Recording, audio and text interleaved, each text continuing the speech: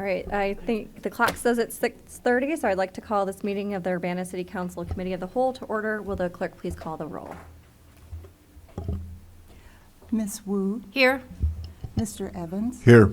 Ms. Hersey, Ms. Colacetti, Here. Ms. Bishop, Here. Ms. Wilkin, Mr. Quisenberry, Here. Mayor Marlin. Here.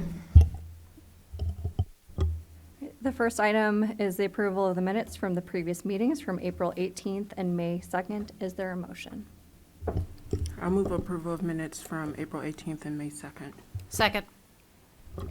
Moved by Chandra, seconded by Mary Alice. Are there any additions or corrections? Seeing none, all in favor, please say aye. Aye. Any opposed? All right, the minutes are approved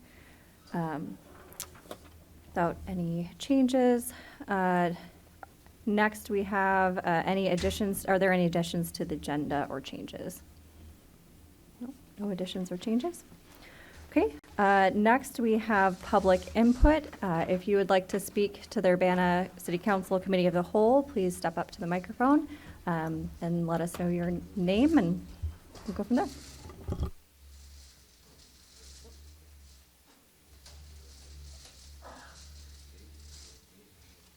Hello. Hello? Yeah.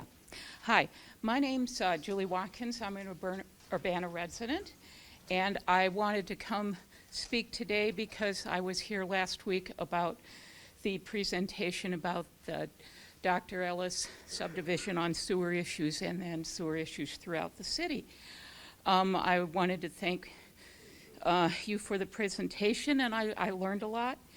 And one of the things that surprised me was this complication about the tax issue on top of other problems and barriers that people have.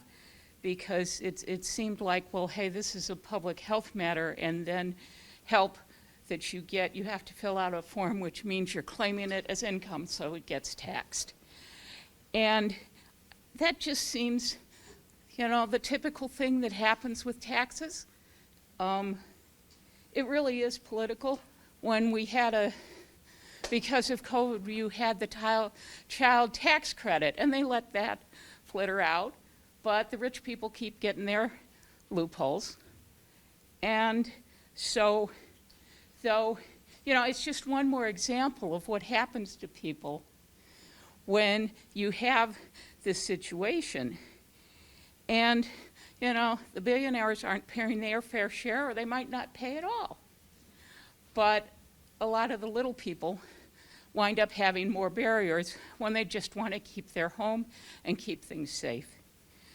And this sort of things, and a lot of the barriers are the same sort of political issues that we recently had that I heard reported here about legislation in Springfield about Open Meetings Act, where we would like to have the option that some members of the public would like to have the option of hybrid meetings, at least input. And, well, you know, politics decided it, I think, because it was obviously that's what the thing was there for, the legislation being proposed was there for. So as far as the sewer stuff, well, right away there's these barriers. And there's also barriers when everybody has to treat it as an individual homeowner, where it would be more efficient if it was more collective, if you knew if it was easier to know who were the legitimate people, because some people like to make profits, and they take advantage if there's a differential there.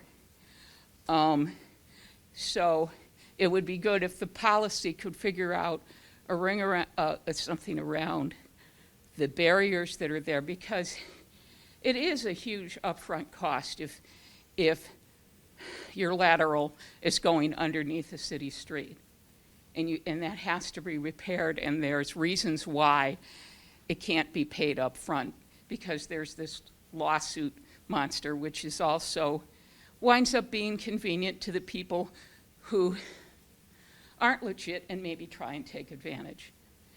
So, and it actually would be nicer if there was more of a tradition of social housing in the United States, because then you wouldn't have, the people who are experts could be more in charge of what they're good at, instead of people getting, who are just trying to hold on to their home. So since that's a political decision, and the people who are trying to deal with this problem, don't think it's just you. Find other people who have the same problem and try and work to make the policies and the laws work better for you, instead of the people who have money to fund think tanks who look around, oh, well, hey, if we switch this 2%, we can get that. Or if we switch this thing over here, we can get another 2% there. And the rich people get richer.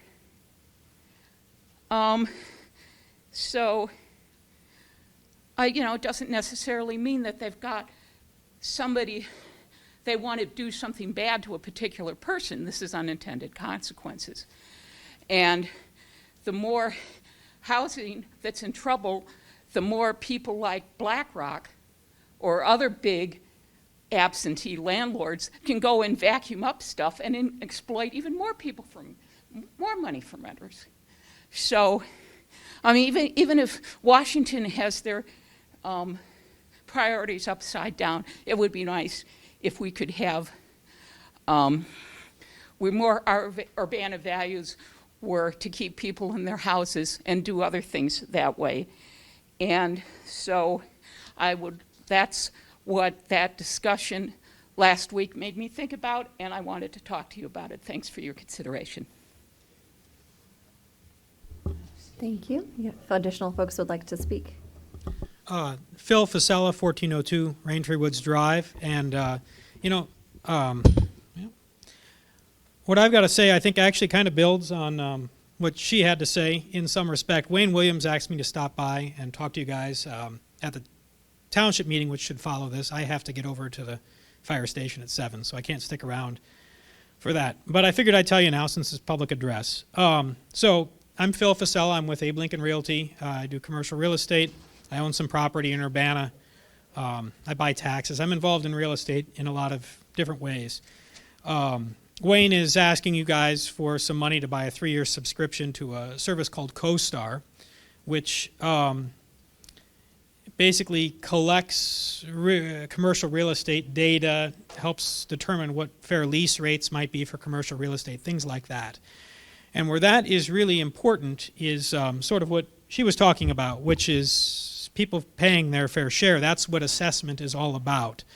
And Wayne is fun, where he's very much like he's playing a game, where he's always checking his statistics. Do the sales match what I had my assessment for? He wants to get that score spot on. And commercial assessment is a lot more difficult than residential assessment, because commercial properties frequently do not change hands, and when they do change hands, it's frequently because they've become vacant.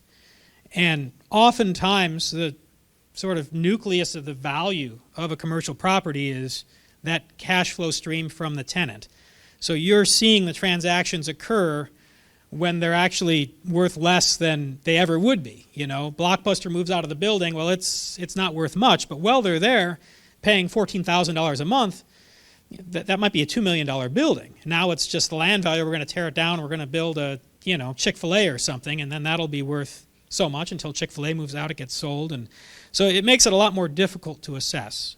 If he has the ability to sort of make these assessments right the first time, I feel like he'll be able to build a lot more value for all the taxing districts, including the city of Urbana. The other side of it that you run into, again, with the big people that she was talking about is, realistically, I'm looking at my tax bills like a hawk every year. And if anything is off by more than, a few $1,000s, I'm going to put together an appeal to the Board of Review. And if that doesn't go the way I like, and I think I have a case, I'm going to take it to the PTAB in Springfield and appeal that. Your average homeowner doesn't have those resources. But, what will happen is, and I'm willing to admit as much as anybody else, there are always a handful of tax bills or assessments you get every year, and you're like, boy, are they wrong, right? You know, this building's worth $250,000, and they've got it down as $24,000 or $35,000, and my tax bill's $600 instead of $6,000 where it should be. I keep my mouth shut. Anybody who knew what was good for him would keep his mouth shut, right?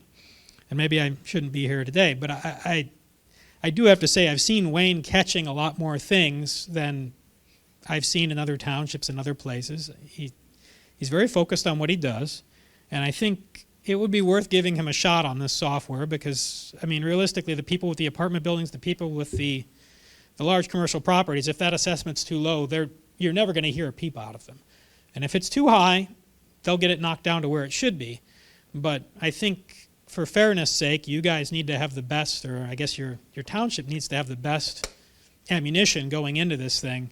So, you know, they're making wise assessments. The Board of Review is not looking at it and saying, wow, you know, he just raised everybody. He doesn't know what he's talking about. We want him to come in, put his best foot forward, and get the assessments that all the taxpayers really deserve. So thank you for your consideration. Thank you. Yeah, my name is Habib Gray from 2017 Follow Road.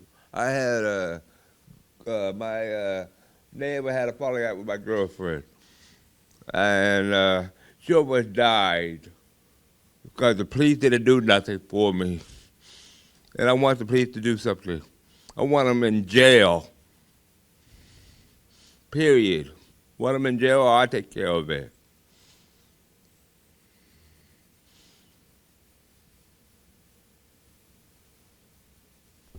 Thank you. Is there anyone else who would like to speak during public input?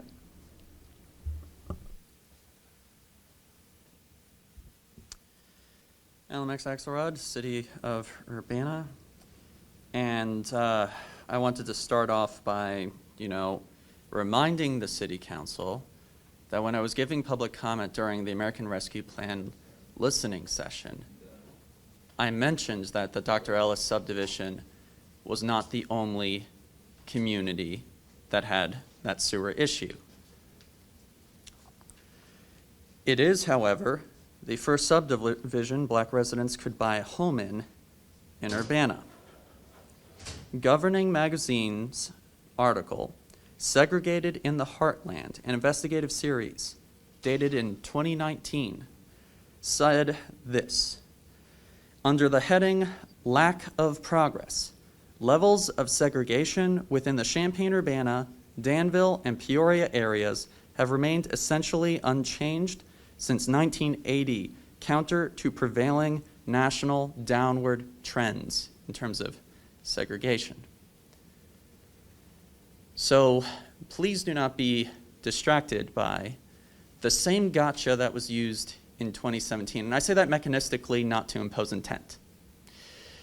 In that was the same point used in 2017 to not address an issue where you didn't even talk about when these different communities were developed with these features, for example. And so it is in that context that I had been advocating that we address the Dr. Ellis subdivision sewer issues. That said, a previous commenter was mentioning how going remote would be prudent. I know that's not everybody's favorite idea, but if we are data-driven, there is some data to consider. As I mentioned last week, we had a near doubling of our COVID caseload from May 2nd to May 9th. So I'm going to give you some broader context. On May 2nd, we had 5 counties at a medium level per the new CDC guidelines, which is actually based on the number of people who are hospitalized. May 9th, that jumped to 14 counties at medium level. Or by May 9th, it was at that level. We are now at 23 counties. That's more than 1 in 5 counties in our state at a medium level. Last week when I talked to you all, we had a daily caseload of 4,745 cases and a 7-day average of 5,000 and change. Today, we have had 5,447 cases, and our 7-day average is over 6,000 now. No indications of it changing. Every time you've looked at our COVID caseloads, our COVID spikes, and when they started to go down, the difference was public policy each and every time. We had our lockdown, we had the utility shutoff, the 4th utility shutoff moratorium that stopped the fall spike in 2020. We had 0 power utility shutoffs from Ameren, Illinois, as part of the policy change that was done quietly and later announced in a retroactive press release by the Illinois Commerce Commission, which led to the cessation of our most recent spike. I have conveyed to the City Council that the Utility Disconnection Avoidance Program 2 has restrictive eligibility criteria relative to the much more successful Utility Disconnection Avoidance Program from last year. So if you haven't been advocating on that policy matter, you really need to, because otherwise it's probably not going to be your choice about when we go remote. As I had told this body, over the last month, the rate of deaths in New York in terms of their 7-day average had doubled. Well, it's now up another 50%. When do we think it's going to happen in Illinois? Thank you. Thank you. Good evening. I'm Eric Sachs.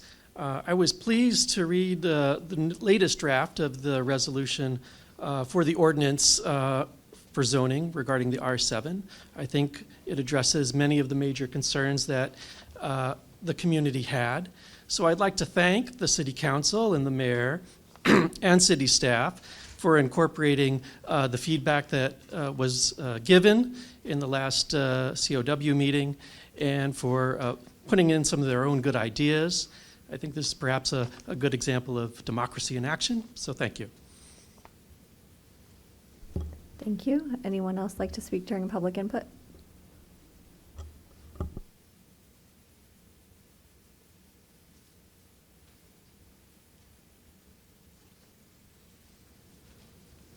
Good evening.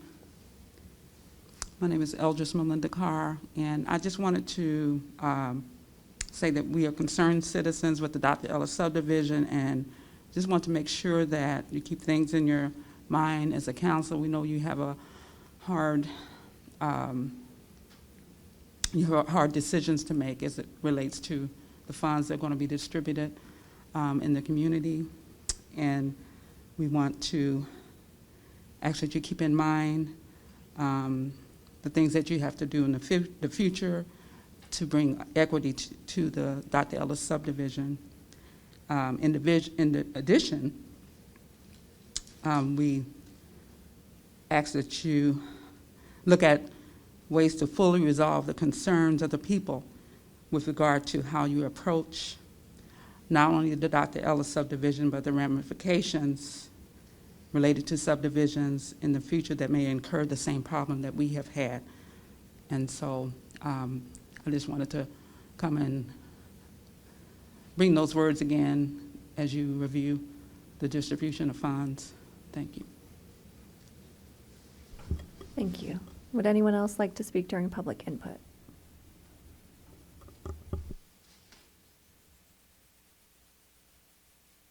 Okay, seeing none, I would like to ask Dennis Roberts to come up to the microphone for a presentation of a Urbana City Sister Cities Award announcement.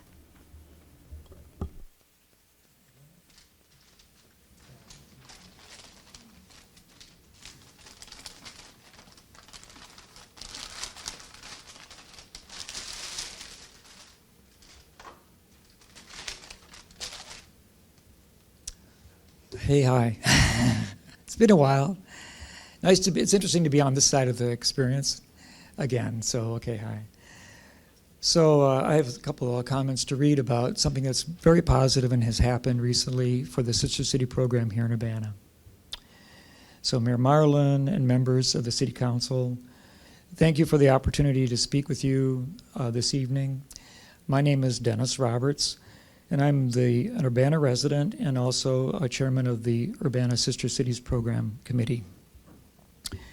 With me this evening is Miss Linda Lopez here. executive teacher of the Department for World and Classical Languages at the University Laboratory High School, University of Illinois Laboratory High School, or called UNI, in Urbana. And we were hoping that they would have some students here from the school as well, but all right, so they got the one final week to go, and we'll talk to them later on. But this is all about a school experience and an exchange that we have been having at the class. Urbana has enjoyed a sister city global partnership with Thionville, France, since 2014. And following the first delegation's visit to Thionville, the Urbana Sister Cities Committee has worked to create a cultural exchange between youth in Urbana and young people in our new sister city of France. It took several years in the making. We did have a couple of attempts that we tried to make work, but they just didn't connect. But through the efforts that were initiated by Ms. Lopez and her students at Uni High, and with the assistance of Mr. Geoffrey Felici, a conseiller municipal and also Mayor Pierre Cooney of Thionville. Mr. Felici is coordinator of the Twinning City program in the city of Thionville. An exchange between the students studying foreign languages in each of the cities was established.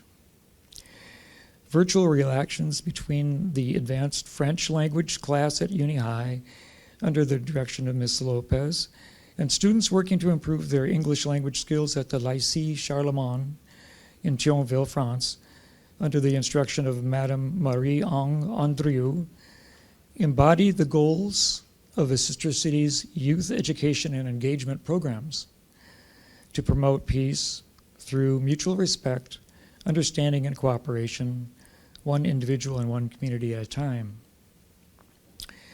The variety and quality of the virtual exchanges conducted by the students during the 2021-22 school year displayed the high level of creativity and resourcefulness during a time of COVID restrictions. The students exchanged letters, shared Flipgrids and Google Slides, created crossword puzzles, and challenged each other with tongue twisters in the various languages. We are, the French students at Uni, we're doing that to learn better French skills, and the English students in Thionville, France, were studying the English language. The high school class at Uni High created a French version of their school's website using Google Sites to share school life with the Lycée Charlemagne students. Ms. Lopez's level 3 students created their own video clips, strolling and riding through the town of Urbana to help give the Thionville students a better sense of what Urbana looks like and feels like as people and things. Meanwhile, Madame Andreu's class initiated a project on the environment called Think Twice, Act Green. And each group shared health-based recipes and ideas about improving issues like climate change and other world issues about environment. Also, Madame Andreu's class went to see the play Rosa Parks' Tired of Giving In, which was performed in Thionville, and shared a website with Uni students so they could read the script. And then the students discussed and debated questions about the play using Google Doc format. With the help of Ms. Lopez, the student activities were summarized and submitted for consideration before the board of the Illinois Sister Cities Association. That's the state organization, charter member of Sister Cities International, which honors one program a year from among its 27 active city members to receive recognition for their youth exchange programs. It is my pleasure to inform you that the interactive language program conducted between Uni High and the students in Urbana and the students at Lycée Charlemagne, Thionville, France, has been chosen to receive the Illinois Sister City Association's Champion of Youth Award for its programs conducted in the past year. The announcement of the award was made at the award committee, by the award committee during the Illinois Sister Cities Association's annual meeting recently held in Richton Park, Illinois. Formal recognition will also be made during the general meeting of the Illinois Municipal League on Saturday, September 27th, 2022. So if you are going to the IML conference in the coming fall, you will be present to observe that the award ceremony.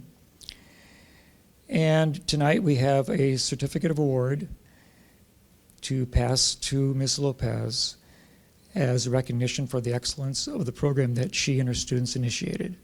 So I'd like to give her the award, and I'd like to take a photograph or two. So we're going to do that. And first I'm going to show the class, the audience. This is just a certificate. In the future, there'll be a bronze plaque that we'll have created for them.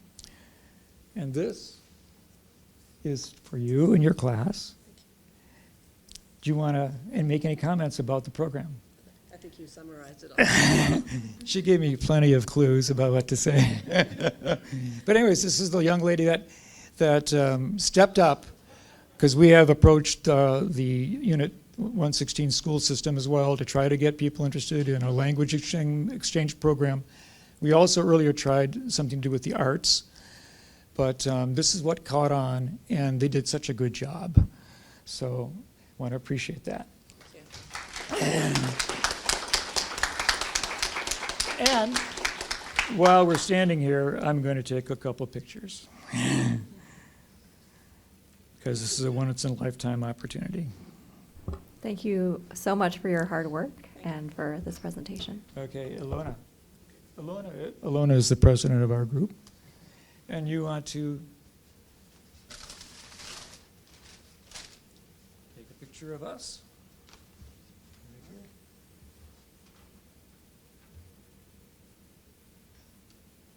And let's get one facing the city council. So we're standing, we're going to not face the city, we're going to face the audience. But you're going to get the city council in. We're going to maybe go in the middle here. Yeah, like right here.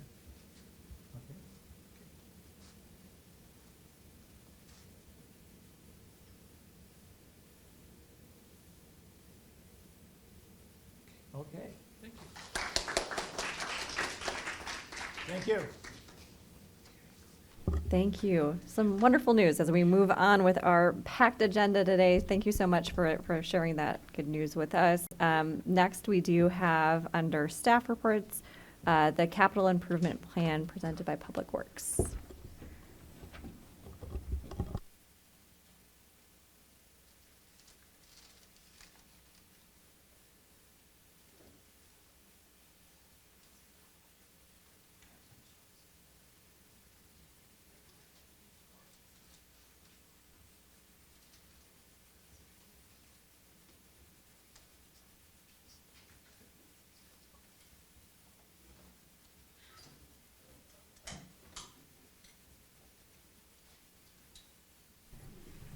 All right. Good evening, everyone. I don't know if we can. I'll pull that up a little bit. Thank you, Council, for having us to present on the capital improvement plan for fiscal years 2023 through 2027, titled the 2022 Capital Improvement Plan. This team here that you're looking at has kind of been the boots on the ground working on this stuff, in addition to many others here within the city. You may know all of us, you may not. Will Kolchowski, Managing Analyst, myself, Tim Cowan, Public Works Director, John Zeman, our City Engineer, and Carmen Franks, our Assistant City Engineer. We're just going to give you kind of a brief overview tonight because there's a lot in this still. So take it in. Certainly feel free to ask questions at the end, but we're also going to have a period beyond this that if things come to you after tonight, you know, we're certainly here to listen more. So pass it along. Just make it a little bigger here.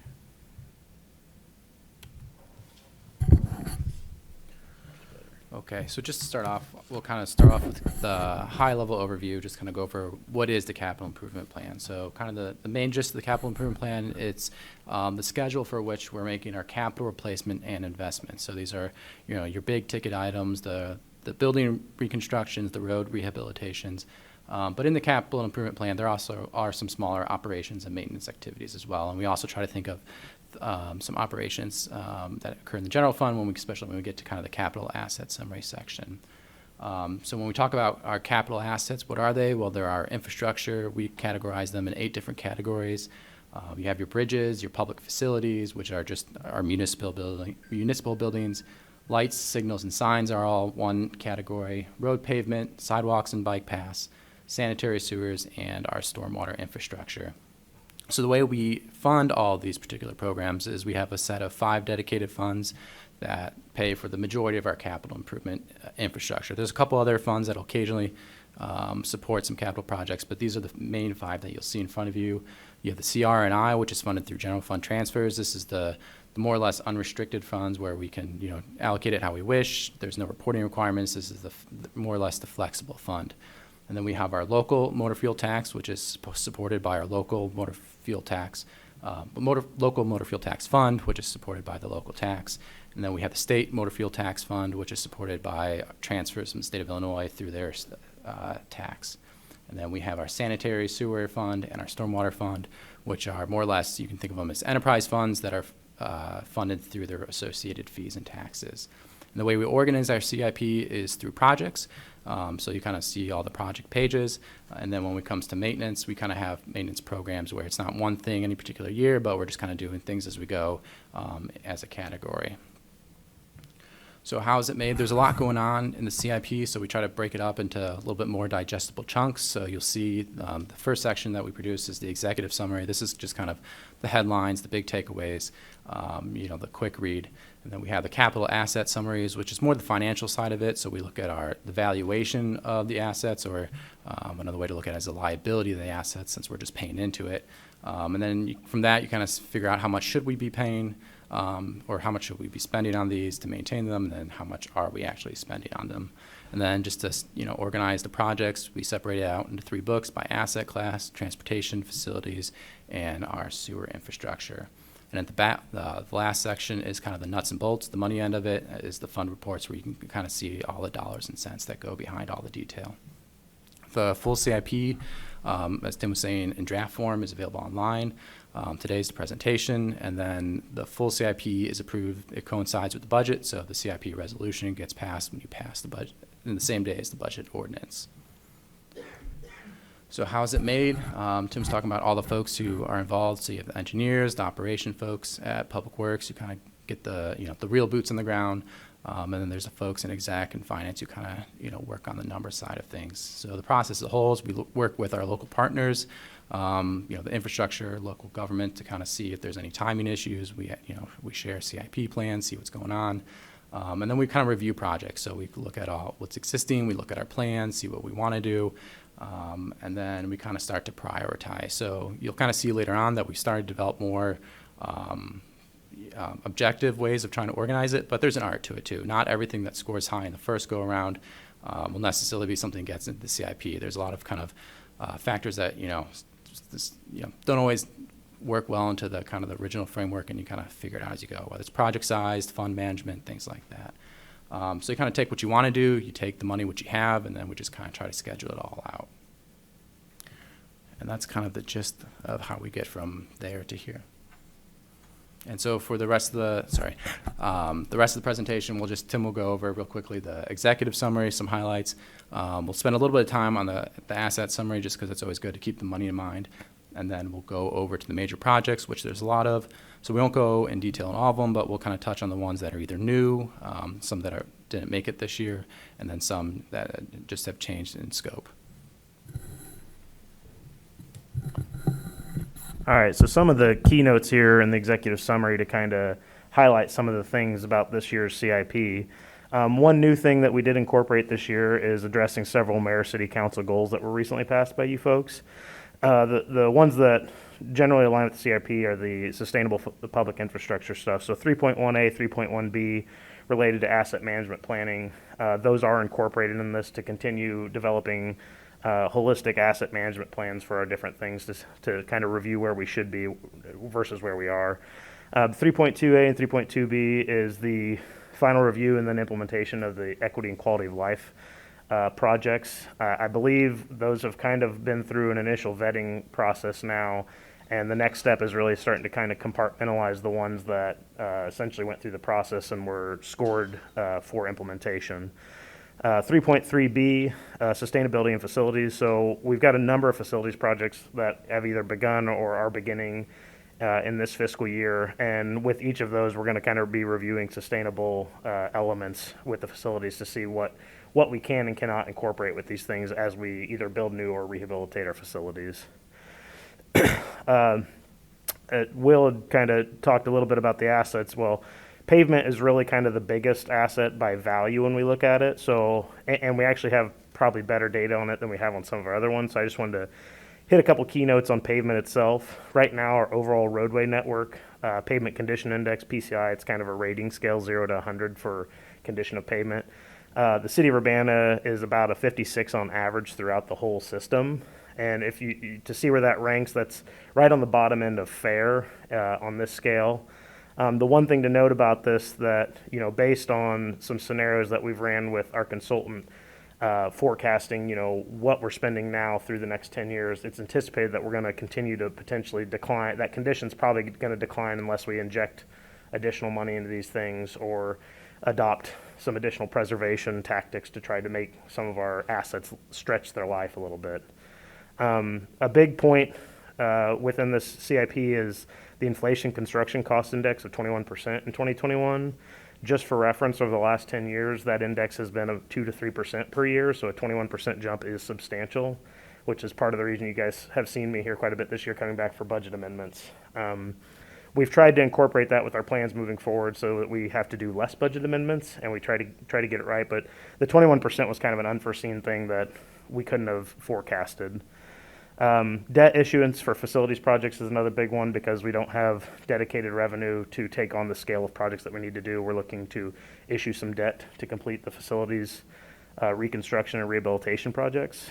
And then some financial impacts for fiscal year 2023 within the CIP and then operations and maintenance spending between the CIP and Public Works. We're spending about $30.8 million in FY23 towards public infrastructure. Through the 5-year span, the FY23 through 27, overall we're spending about $107.6 million, which is about $21.5 million on average per year. You'll see later, but some of our targets, we're underspending on our targets based on where we're at with our asset management planning right now, and we'll talk about that in a little bit greater detail. But essentially what that leads to is we're over the next 5 years, we're expecting to spend we're spending more than we're bringing in revenue over FY23 to 27, which results in us drawing down some fund balances and things like that. But it's also because we're addressing some great needs out there. The one thing that this is probably going to lead us into talking about in upcoming fiscal year and others is reviewing our revenue sources and the associated rates with those to see if what we're doing now is sustainable to meet the level of condition expectations that we set for ourselves and the public sets for us. Public infrastructure asset valuation, this is something that was new last year to the CIP. What we tried to do is take an estimated total reconstruction value of all of our public infrastructure out there and pair that with life expectancies and best management practices for operation and maintenance timelines. And what we found was, right now, or in 2021, the estimated value of all of our public infrastructure was just a little over $1 billion. Using the construction cost index to then inflate that, because this is a very high conceptual number of 21%, we're currently estimating that the asset valuation now is about $1.2 billion, really just inflated from last year. So talking about the funding gap, and I kind of started to touch on this, but based on our asset valuations and life cycle cost analysis, we're looking at, we should be theoretically spending almost $18 million a year in capital replacement and improvement, and about $12.5 million in operations and maintenance for preventative and reactive maintenance and operating all of our public infrastructure, which totals just a little over $30 million there. The fourth column down on the bottom, you'll see the total of a little over 16 million. That's actually kind of our dedicated funds that Will kind of discussed, not including debt or grants or anything else that are not promised to us at this point in time. So it looks like, we're funding a little over 50% with what we have dedicated for this stuff. And then we do make up a fund gap with grants, and we have, Will didn't mention this, but we don't have a lot of debt, if any, right now. So the fact that we're taking on a little bit of debt is not that alarming to us. But it's certainly, there's multiple opportunities to kind of close that gap. Grants, taking on debt, increasing rates to get to a sustainable level. All of those are options. But right now, this CIP is targeting about $21.5 million per year, which is about 30% of what we're saying our spending target theoretically should be. But some of that will get vetted out better as we develop these asset management plans. The asset management plans are they're going to be a guiding light for, this is what we should be doing, this is what we are doing, where's the compromise and where do we land? It could be a multitude of things where, it's revising our expectations paired with, rate increases or pursuing additional grants, things of that nature. So asset management as a whole, as we go through this stuff, we've tried to develop these project prioritization processes because what we want to do is try to eliminate as much subjectivity as we can from this. We want to kind of take a logical approach about, how do we think that these things should be prioritized, because we're always going to have more need than we can actually fund. So we want to try to develop a process that, you as the council and the public can buy into, so that it kind of helps eliminate some of the, thoughts of, subjectivity have taken over of this. We're trying to minimize that as best we can so we can address the greatest needs equitably. So a couple examples of that we have on the screen here is the sidewalk prioritization criteria is something that we worked on this year as staff between engineering, community development, and we certainly, I think the idea is these things, they're fluid in the sense that this is our first stab at it. So if we get something wrong, we want public feedback, we want council feedback if they don't agree with the process, because if we can get the process right, it should really help us get the projects right. But this is the one that we did for sidewalk prioritization, which shows, generally speaking, when sidewalk needs come in the door, we're looking at safety first, then compliance and condition rating, then pedestrian priority areas, then socioeconomic target areas, so on and so forth. And streets is one that we had kind of put together last year, and we've kind of tweaked it a little bit more this year, but you can see kind of the driving factors for street prioritization is major safety issues, roadway classification, which is really arterial, collector, local, use of road, and then pavement condition. And with those top three categories, that really kind of helps see what's bubbling to the top that is impacting the most people poorly. And we try to then use some of the funding assistance, the project linking, bus route, age, to help break ties, and then always at the end of the day, subjectivity and where does it fit in financially. We could maybe fit a smaller project in this fiscal year, whereas we couldn't fit the big one, even though it's a higher priority. The other big thing with our asset management that we're looking to improve is our data acquisition and management improvements. Those are within the CIP under the stormwater and sanitary funds. We have decent maps, but we don't have great information to really make solid decisions, which is part of the reason, we haven't really been rolling out a lot of well-defined projects for those things. So we're working on getting better information so we can make logical decisions with that information. So we can look at condition and, how many people is this impacting, and, what is the cause of this thing. But we're looking to pursue essentially enhancing our data, and with that, we're also looking to hire a dedicated GIS employee within Public Works to kind of help come in and really captain that ship and, organize and manage the data. Everybody right now is kind of using it to the level of which they have the expertise and time to do it. This is now somebody that has both great expertise and time to dedicate to really improving these things so that our data works for us as staff, as council, as the public, and it's accessible to everybody then too, hopefully. The last part of this is the public infrastructure asset management plans, which you're all pretty well aware of with the council goals, is trying to develop these holistic plans of, what should the picture look like, so we can see, okay, if we want to attain this level of service, this is the cost, this is where we're at. how do we close these gaps? So we're continuing to do that. We've got a couple that are ongoing and a couple others that are getting ready to start here very shortly. And the idea is going to be to kind of continually create these and then probably periodically review and revise these to make sure that they're still consistent with what our expectations are, to make sure we're doing things right. The last thing I'm going to touch on is just our facilities master plan implementation. In 2019, we completed the facilities condition assessment and the master plan. And what came out of that was that a lot of our facilities were in pretty poor condition, and we didn't really have a plan to rehab or replace, which is what this did for us. So we began implementing that as of fiscal year 22. The citywide storage facility is currently underway just north of Public Works. That's going to be a 23,000 square foot storage facility for equipment throughout the city that we don't have storage for right now. In addition to that, and that's expected to be completed probably later this summer. In addition to that, the big one, 2 new fire stations you're all well aware of. Right now, we've got the designers engaged on developing conceptual scoping to kind of evaluate alternatives, the essential versus the enhanced versus amplified, to see, at what does the council, choose to fund? Where are we at with that? What is essential? What is the next step up but we're willing to pay for type stuff. But we're hoping to bring some of that stuff back to you guys here in the next couple of months to kind of review and gauge and kind of help finalize scope and fee for that kind of stuff, so that we can then pull the trigger and get the engineers into design and then hopefully begin construction in FY23 as well, to be completed in 24. The city building lobby reconfiguration is out to bid now. We're opening bids, I think, later this week. And that's expected to kind of help with some of the division and wayfinding up here in the up front lobby, and as well as I think that involves some security enhancements up front and some ADA enhancements up front. But that's expected to we'll open bids this week and probably begin construction sometime in August, I believe, and that should be completed in FY23.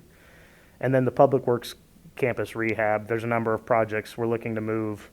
We've got 2 buildings at Public Works now, not including the citywide storage that's going in, but we're looking to move our fleet department over to this excess storage building now, as well as citywide document storage, and then bring our arbor crews that are housed in a building out near the landfill back into the Public Works, so that we're all under one roof again, other than the LRC.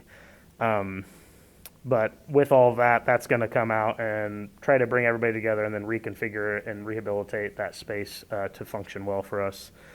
As previously stated, the construction cost index of the 21% has severely impacted those budgets, which is reflected in the CIP. We have inflated our budgetary estimates on this, which were based from our original facilities condition assessment and master plan.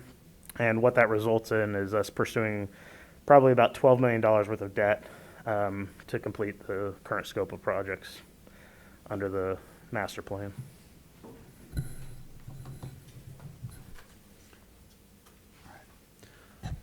Okay, and so I just want to give a quick overview of the major transportation projects that we have in the CIP.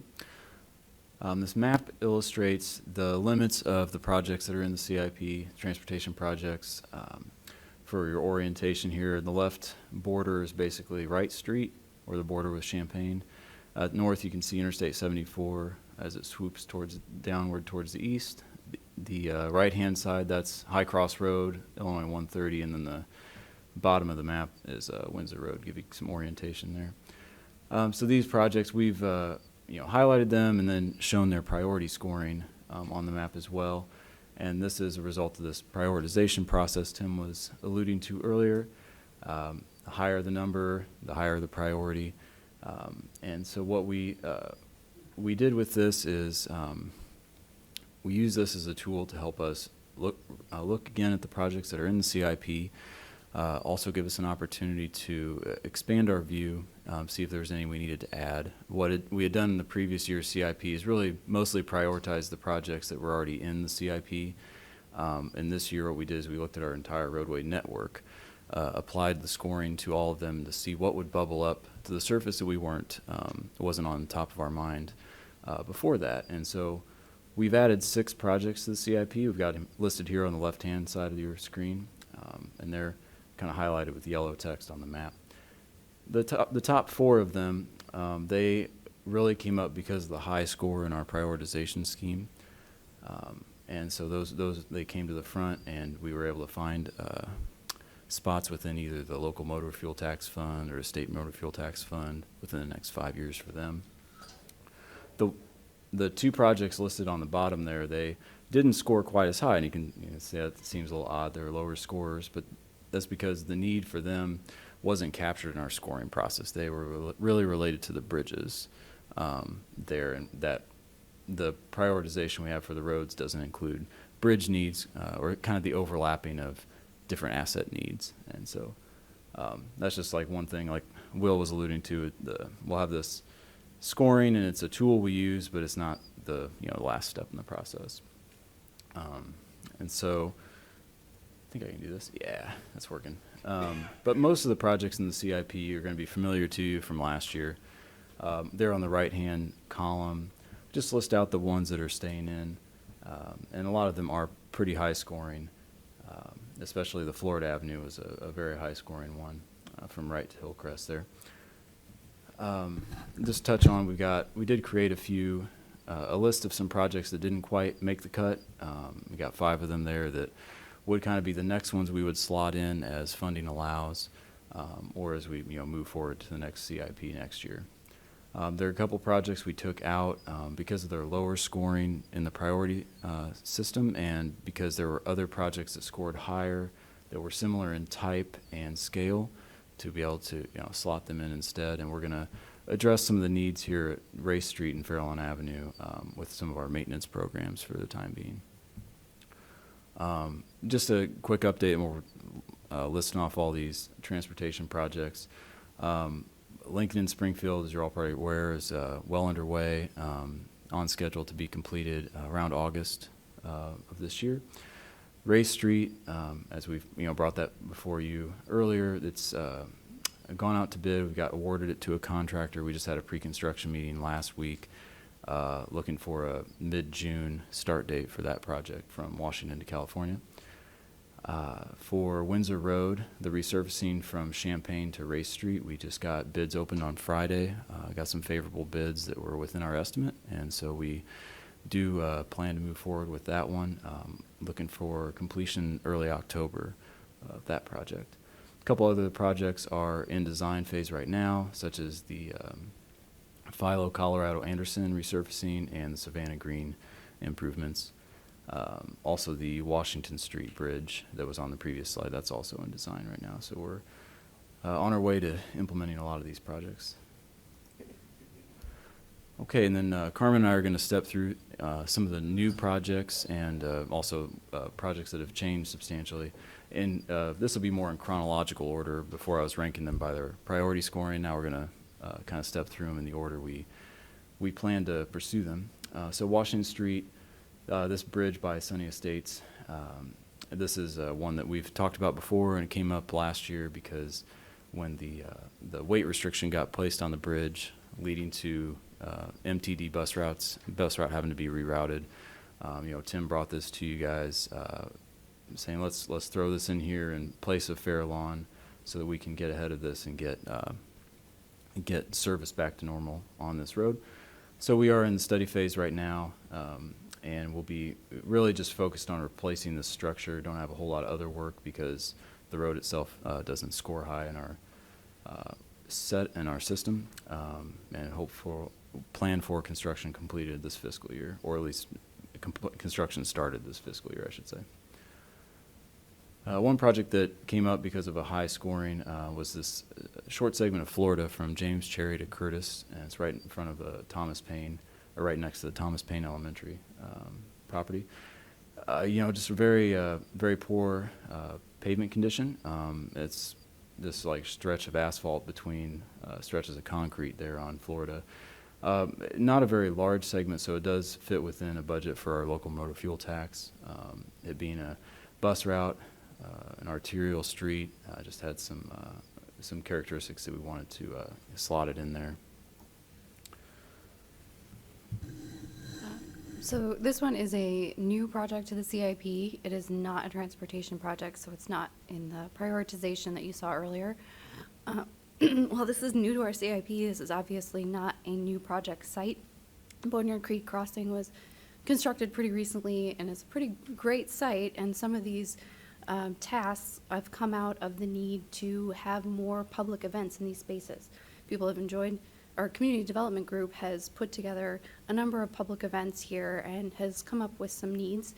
So we've been working together with them on, I'll just go straight to the electrical work. So point out that this is an enhancement to the site, not a reconstruction, just some improvements. So going down to electrical work, if you see the photos at numbered 1, 2, and 3, so those are sites that we are scoping right now. We've got a consultant doing some conceptual designs for us now on some new electrical supplies. So those could support some live music or projectors for movies or other events in these spaces. The bank stabilization, so those are numbers 4 and 5, so that's a separate project right now, but also in the conceptual design phase. Just some erosion happening just west of Broadway Avenue and north of the Broadway Food Hall. So some of the bank is eroding and causing some sedimentation problems there. So this is really the highest on the engineering priorities here. Yeah, that's ongoing currently. In the future, we're going to also be looking at some bridge repairs. So in number 6 photo at the bottom of that, you can see some of the masonry is coming detached from the substructure, and we'll also need to do some repairs of the sidewalk on that bridge. Other site work slated for the future is some surface drainage improvements in the area, and some improvements to the soil bag retaining wall that exists between Broadway Avenue and Race Street. So the $110,000 slated for FY23 is really the design portion of this, and then the $830 would be construction of all of these items. Okay, so Florida Avenue is not a new project, but we have a number of additions to it and from the previous CIP. So this one takes up 2 slides because it's such a large project. So all the way from Wright Street to Hillcrest, it's going to be about 1.3 miles of roadway reconstruction with additional roadway reconstruction at the 4 major intersections here. So that's at Orchard, Race Street, Vine Street, and Lincoln Avenue. We also have transit enhancements, and we've been working very closely with MTD for some bus stop consolidations, some new bus cutouts with shelters, a new shared use path, which is going to reconnect the bike ped system between Florida Avenue and Race Street, because there is no connectivity there on the south side of Florida Avenue. So that will bring increased bicycle and pedestrian accessibility, along with new pedestrian signals that'll have push button devices, and new signalized intersections. So at 2 of the major intersections at Lincoln and Orchard, we'll have improvements to these signals, and then we'll have new signals at Race Street and Vine. Additionally, we'll have more ADA compliance, so we'll have ramps put in to connect to all of the roadway crossings, as well as that new bike ped trail, and the new pedestrian signals I mentioned, that'll be audible signals, so that'll increase accessibility that way as well. So for the budget here, taking some graphics that were used in our recent federal RAISE grant application that we collaborated with MTD on. So FY22 this is currently ongoing, the environmental and land study portion. And then we're going to move into all the design work, so that's listed as preliminary engineering and NEPA requirements. And then in FY25, if you can see, it's very small text at the bottom there, but $11 million in construction funds, and we're hoping to get that from our RAISE grant that we applied for. I should also note that we've collaborated largely with our partners, MTD and RPC. RPC is finalizing the corridor study that's listed there for about $180,000 currently. So this project is the highest rated in those prioritizations. So you saw it was over 2,000 in the prioritization score, and that is because it is such a highly trafficked corridor and because there are major safety issues here.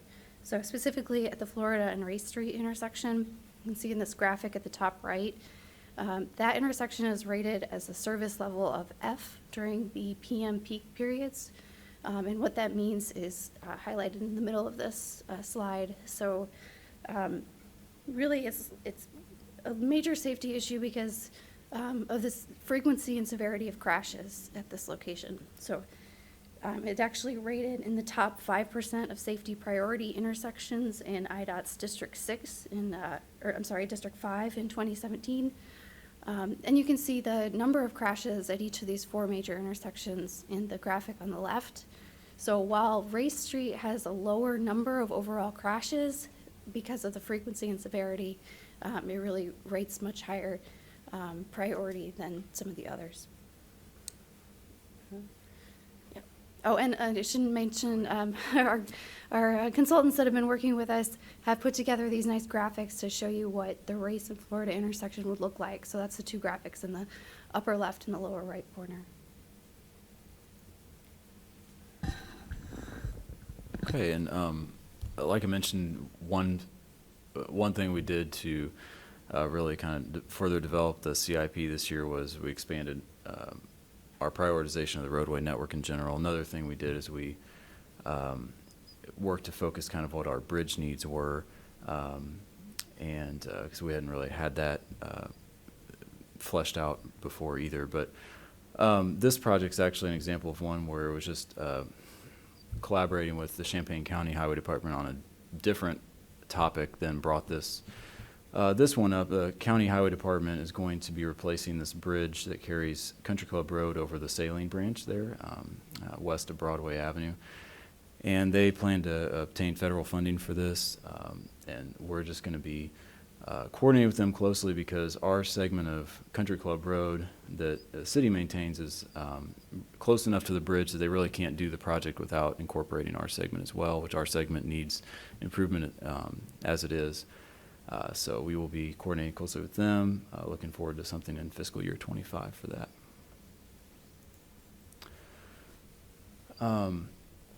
One project that came up with our kind of bridge structures is the Phillips Recreation Center. There's these odd couple of structures that run through the Park District's property here that carries Boneyard Creek. They really are built like bridges, although they don't carry traffic. They right now carry mostly pedestrians or maintenance vehicles of the Park District. And so these structures are in poor condition. They're going to need some kind of attention in the near future. And what we want to explore is this concept of do these structures need to be maintained as they are, or can we partially or completely remove them and thereby daylight the creek, expose the creek to the surface again, possibly having some benefits for, improved site, enhancements as well. But the main thing is that it would cost the city a lot less money in the long run. We show a fairly high number here if you tally all those up, around 800,000 or so, but it would cost multiple millions of dollars to replace this structure just because of its size. So it's something we're going to explore, obviously in close partnership with the Park District. And so we're going to start by pursuing a feasibility study this year to kind of better develop these concepts and costs that we started out here. Just upstream of the Phillips Recreation Center, Kohler Avenue crosses over Boneyard Creek. It's another bridge that's in poor condition. It does have a kind of a minor weight restriction, in that you can't allow oversized loads to cross it. What we'll be able to do is do a rehabilitation on this bridge. The lower part of it, the substructure, appears to be in pretty good condition, so we'll replace the top part. It turns out also that Kohler Avenue, for its pavement, is also in poor condition and ranks fairly high in our scoring system. So we're going to pair these two needs together. Having a project that runs from Green Street up to Main Street, do some resurfacing and rehab of the road along with this bridge rehab.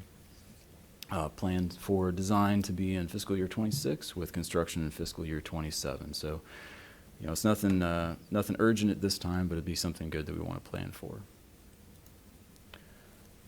Okay, so the next project is Vine Street and Illinois Street between Maine and California.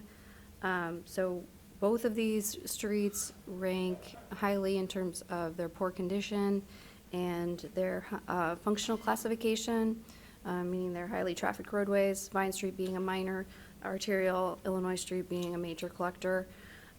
They're also both bus routes, but Vine Street additionally has older age of pavement and a high crash frequency, or higher than average crash frequency. So pairing these two together makes their prioritization even higher. We have the design planned for fiscal year 26 and construction in fiscal year 27. Similar to Vine and Illinois Street, Goodwin Avenue between Springfield and Springfield and University ranks highly due to its poor pavement condition. It's a bus route, and it is a major collector route, so a high functional classification there. Again, design plan for fiscal year 26 and construction in fiscal year 27. So that's kind of the highlights. Not to put you through everything. A lot of the other projects you're semi-familiar with from last year, but certainly if you have any questions about other projects, the ones you heard about tonight or other ones that are within this, you know, we're certainly here to hear them. This is a picture of the ongoing citywide storage facility. As you can see, we've got some foundations going in the ground. Once we get that and the flooring built, the building will start going up very quickly thereafter. But this time we would kind of open up for any questions or discussion. James? Yeah, I have a question. The Illinois Street project got me wondering about Cedar Alley, which is the alley that serves the parking lot that people use for Market at the Square, which is probably used a lot more than any of the other alleys that we track in the city. Is some kind of modifier in our pavement assessment or collector assessment that would take into account the heavy use something like that has? I'm only thinking of it because the Illinois Street project's going right near there, and I do know from going to Market at the Square that alley's pretty beat up from all the traffic that comes there to park on Saturday mornings and leaves. Yeah, right now, generally speaking, alleys are getting prioritized as we hear about them. So like you bringing this to us, we could certainly try to look at what could we do here. The challenge is it's tough to spend money on alleys when we have roads that are used more in worse shape. We could certainly look at it, but it's not been considered with this project currently.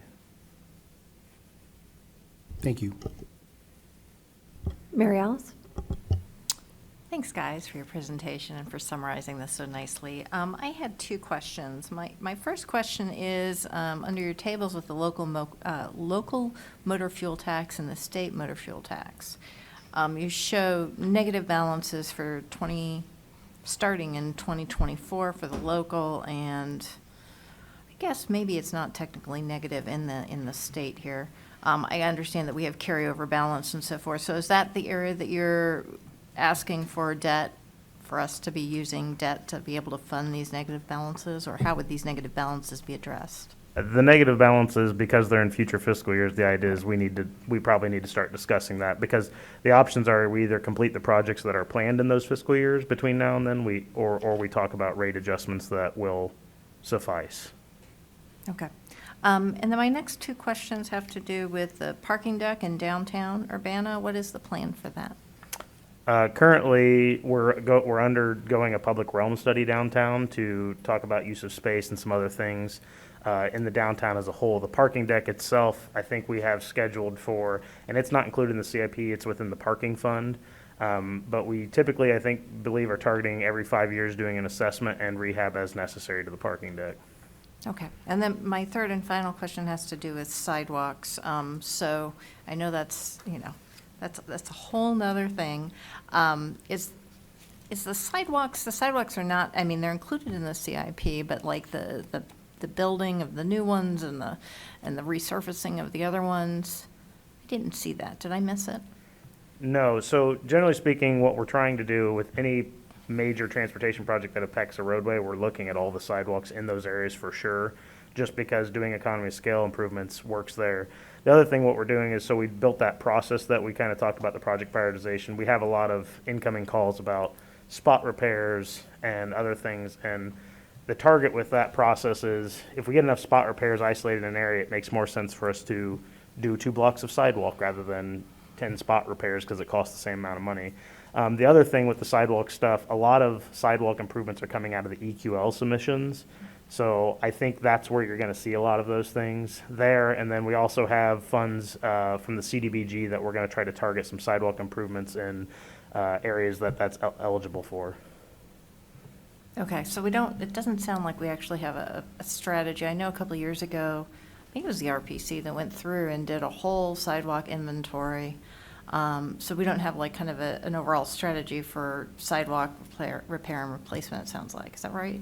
Or is that incorrect? I'll let John answer that. Well, we didn't highlight it because it's not as easy as showing these graphics as the big projects. But we have, between what Tim was talking about, the EQL, the CDBG, also some CR&I funds, we'll have, our plan is to implement a fairly large sidewalk project this fiscal year.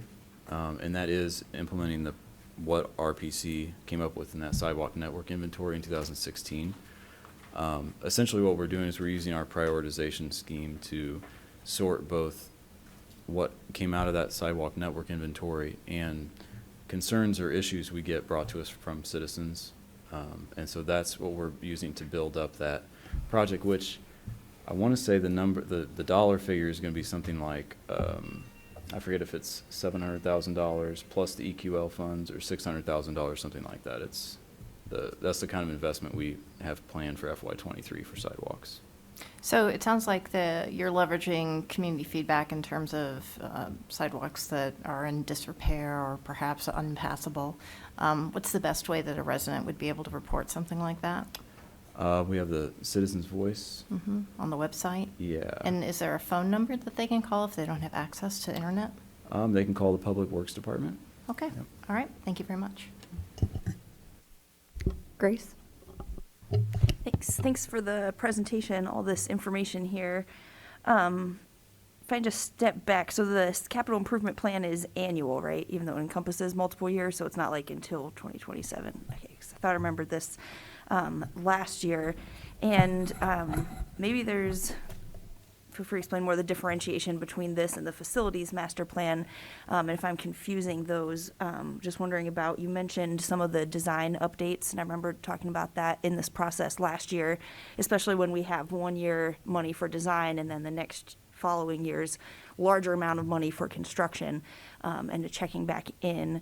And so I was wondering if you could explain how this is kind of relates to the facilities master plan, and if you could repeat what you said about the design updates. Sure. So the facilities master plan is really a standalone document that's helping us then implement via the CIP. So the facilities master plan from 2019 kind of did like a 10-year outlay of all of our facilities. And what we're doing now is trying to implement that plan. So it's been about 3 years since we had that. So the citywide storage started last year. This year we're starting the fire and some of the public works rehab. And then further down the line in the facilities master plan, you'll be looking at more of like a city hall overhaul here at this building.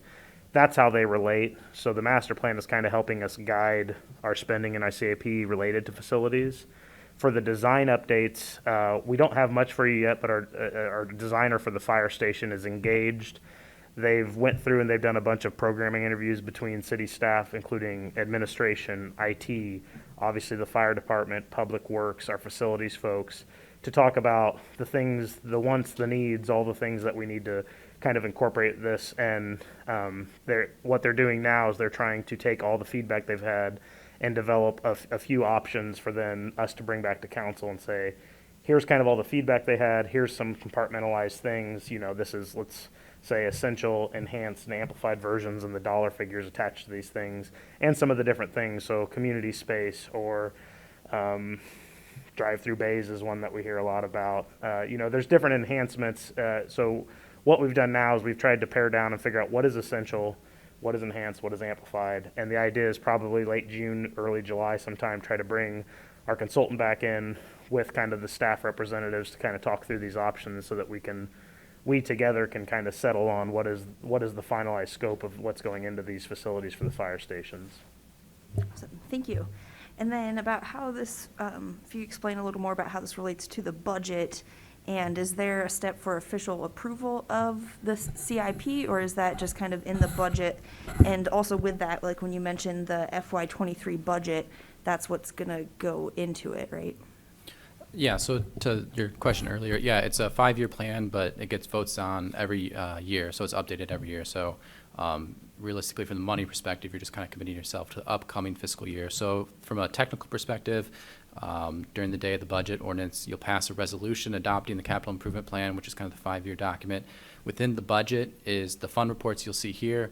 It'll be the same fund reports, so it'll be, it won't be quite formatted as nicely where you can legible, but it's the same numbers. So those are the numbers that are, committed to the next fiscal year. Those are included in the budget document. Awesome. Thank you.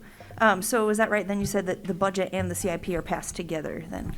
It's 2 different votes, yes. Oh, okay. But that yeah. same time. Okay. Awesome. Thank you.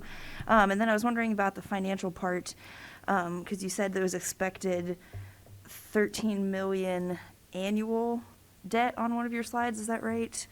And I was trying to correlate that if it does fit with this page 5 on our packet 1, the CIP summary total spending and associated revenue.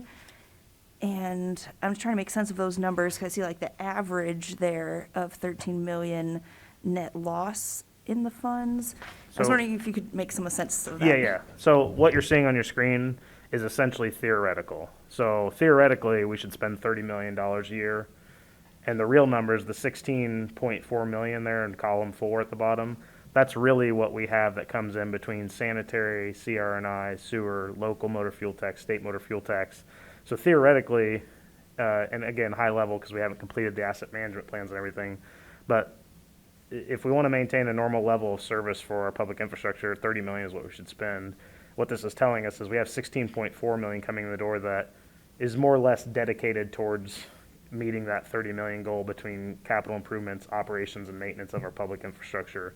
So theoretically, again, high level numbers, but $13 million a year we're underspending, which the result of that is really just the condition of our assets goes down. So the roadway conditions deteriorate a little bit more, sewers could deteriorate a little bit more, until you level off to a point, whatever that level condition is, which the roadway is really the only thing that I have strong data on right now that we've run scenarios, future casted scenarios on to show that we are going to continue to lose condition on this unless we either inject money or implement some new potentially strategic preventative maintenance programs. This kind of builds on each other. So if we defer maintenance, our assets don't last as long, but we're doing both. We're deferring maintenance and capital. So a 20-year asset, we're stretching to 30 years, but we're not even doing the maintenance that it takes to maintain it for 20 years. So really what you see is things lasting 15 that you're expecting 20 out of them, we have to get to 30. So we're trying to right that gap and really develop a better picture so that we can see where we're really at. You kind of do a health assessment of ourselves as far as public infrastructure goes. And then I think in the executive summary, the table you're citing, that figure includes the debt. So in the graphic you see in the slides, that doesn't include debt. I mean, from a higher level, debt is just, it's a time management. You build it now, you pay for it later. So it's not necessarily associated revenue coming in. It's just an expense. So that's why we, from kind of the bigger picture, we took out the debt. Thank you. And yeah, there's definitely a lot in here, but I just have one last overall one, and then I'll save detailed questions for another time. But I was wondering about the funding here, like in the facilities CIP. It looks like the 23 budget is much higher than the plans for 24 through 27, even though it seems like that's when a lot of our big construction would be expected. And I was just wondering, your thoughts on that. And I would just think in my mind that, with the increasing cost too, that it would be like going up more. And it seems like we have a spike in 23 in a lot of these funds and then planning to somehow be able to spend a lot less the following years. This is in relation to the facilities, correct? So part of that is because we're doing a lot of projects next year. So the fire stations are a huge financial commitment that spikes it up. the public works designs and hopefully rehabs that we're taking on in that year spikes it up. The essential idea there is we're injecting a lot of capital in that year, and then it's trickling off because we're kind of ramping up to the peak of our facilities projects in FY23. So we're going to do probably the majority of our facilities works in 23, and then it's going to taper back down. And then like 5 years, I think if you look at the facilities master plan, it jumps back up because we look at City Hall and what we're going to do here. So in that graph, right, you're talking about page 11 on the capital asset summary. So yeah, the fiscal year 22 and 23, those are the years that will encumber the funds to pay for the project. So it gets out to bid, we save the money, and then the following years, 24 through 27, that's the debt service payment. So that's why it's flat and doesn't increase over time. And that includes the potentially 12 million in debt in that? Correct. That's the $12 million, the debt service on that amount. Thank you. Chandra? Hi, thank you all for this information. You guys presented so well, thank you. So question about the Florida race traffic signal information. So I know that they're doing like a public input process and session. Does that, I guess, I don't recall when that exactly is, but does that take into account or that's the goal? The rendering is the goal minus the public input that's occurring currently? Yeah, well, the rendering that you were seeing, that's definitely a preliminary design, very early conceptual stages of design. Wanted to present kind of the best looking grant application we could. Correct, the public input process period is still, it's either nearing completion or it's still ongoing for the corridor study. Luckily we have Ashley from RPC here who might be able to speak more to it, even if it's not quite with the agenda item. But as that corridor study wraps up, we'll be getting our public input, and that public input can still be incorporated into design as it comes, if that answers your question. So the grant application, like, it could be sort of modified if you get the grant and like, oh, public input says that's not what they want it to look like? Yeah, there's, we're not committing to a whole lot of detail inside of the limits of the project, kind of that we are using traffic signals, we're using, some of these other enhancements, but a lot of the details will not be committed to in that grant application. Gotcha. Thank you. Mm-hmm. And then one other question. The hypothetical sustainable rates chart here on page 9, the needed rate increase, how is that calculated? I know it's hypothetical, but I'm just wondering, like, how would you come to a rate increase? What factors do you look at? Yeah, so as far as, and I'll let Will kind of go through his numbers there, but as far as getting to a rate increase, ideally, the way I see this is that once we get these asset managements completed, what we're going to see is hey, if we want this to be the goal, this is the level of service. I'll use roads, we're at a 56. Say our target wants to be a 65. But to get to a 65, we need to double our dedicated funds towards transportation.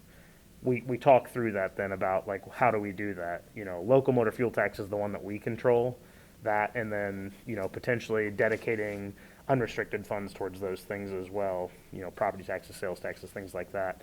But essentially, the idea as far as how do we get to a rate discussion, to me, is we need to understand the holistic picture so that we know we need more money, but we don't know what that is, so it's silly for us to come and ask for it until we can marry both the level of service with the financial point at which it's supported. So if someone says we want a 65, but we only are willing to pay for a 56, that's, compromising expectations.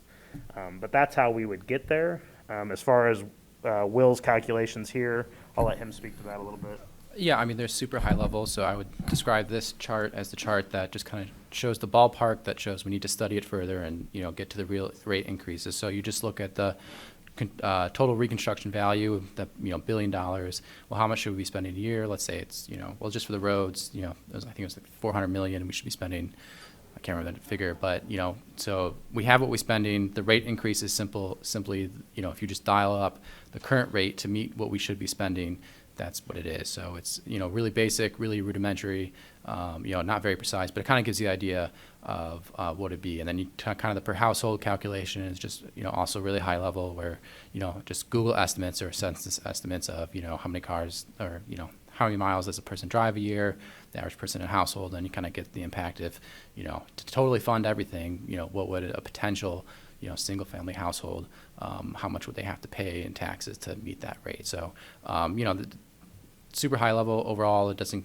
take into account, you know, different family sizes, commercial, residential, you know, doesn't get into that level of detail, just kind of ballpark of what it would take.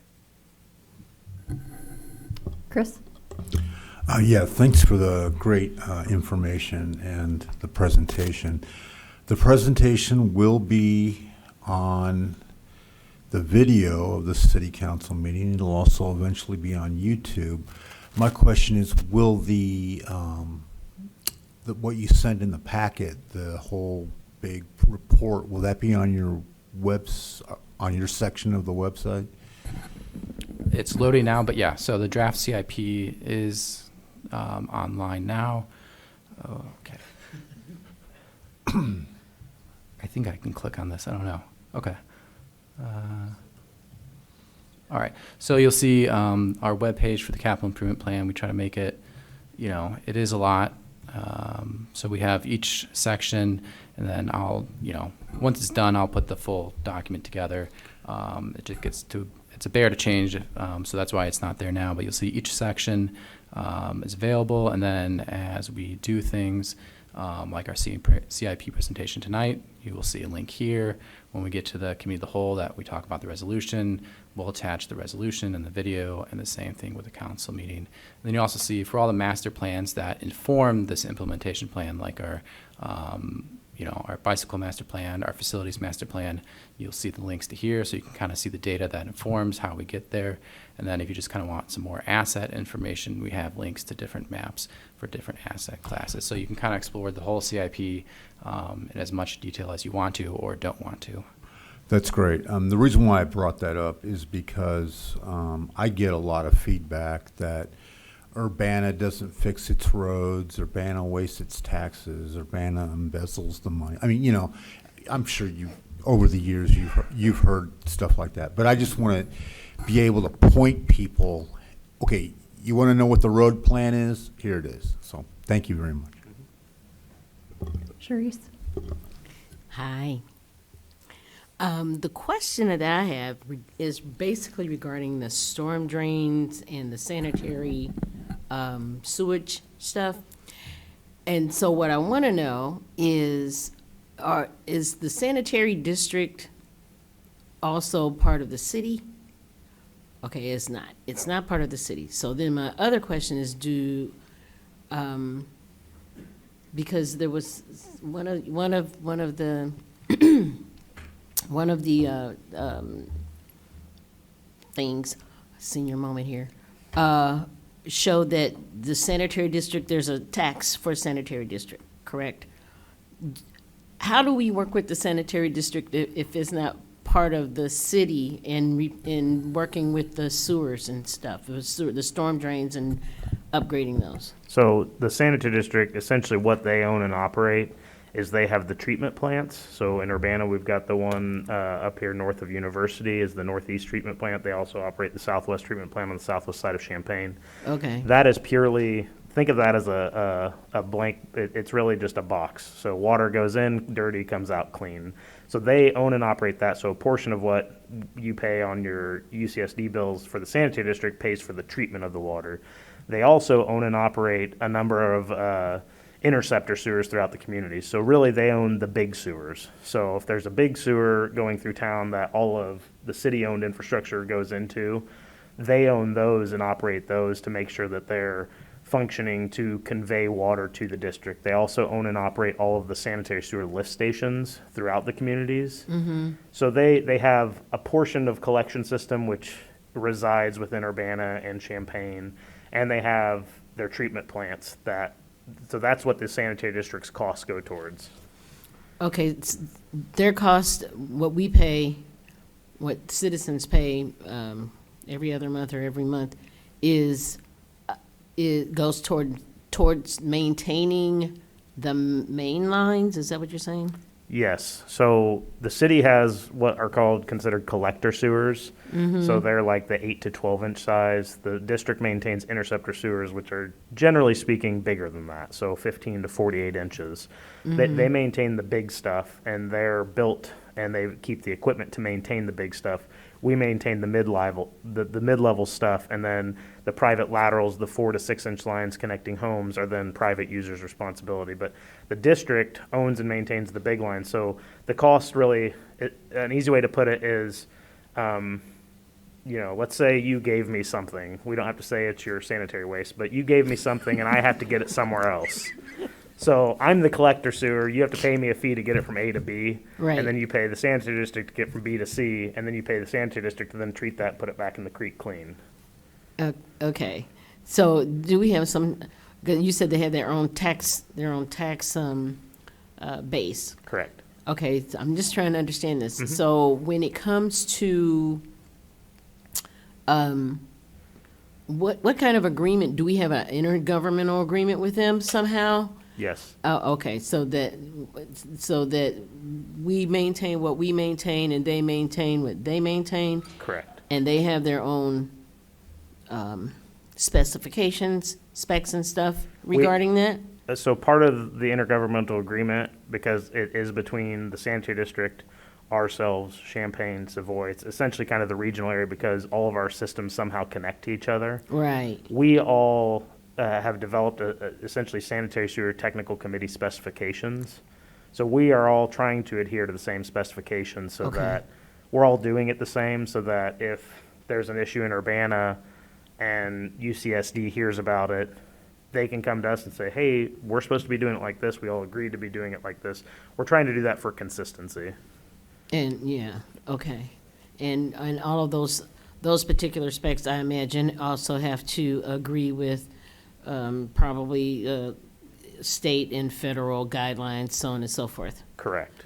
Okay. Typically, they're just kind of enhancing or modifying standard state Okay. regulations or federal regulations. Because I just kind of wanted to understand how the sewer, because, we're lining the sewers and stuff like that, at least that's what it says in here, and how the city does that when the sanitary district has their own tax base, and Correct. I didn't, okay, thank you. They usually do their own lining. So they line some, we line some. They do their pipes that they own. We Okay. do our pipes that we own. Okay, and everybody tries to stick to the present specifications regarding how that's done or what materials are used? Correct. Okay, thank you. Mhm. James, did you have another question or comment?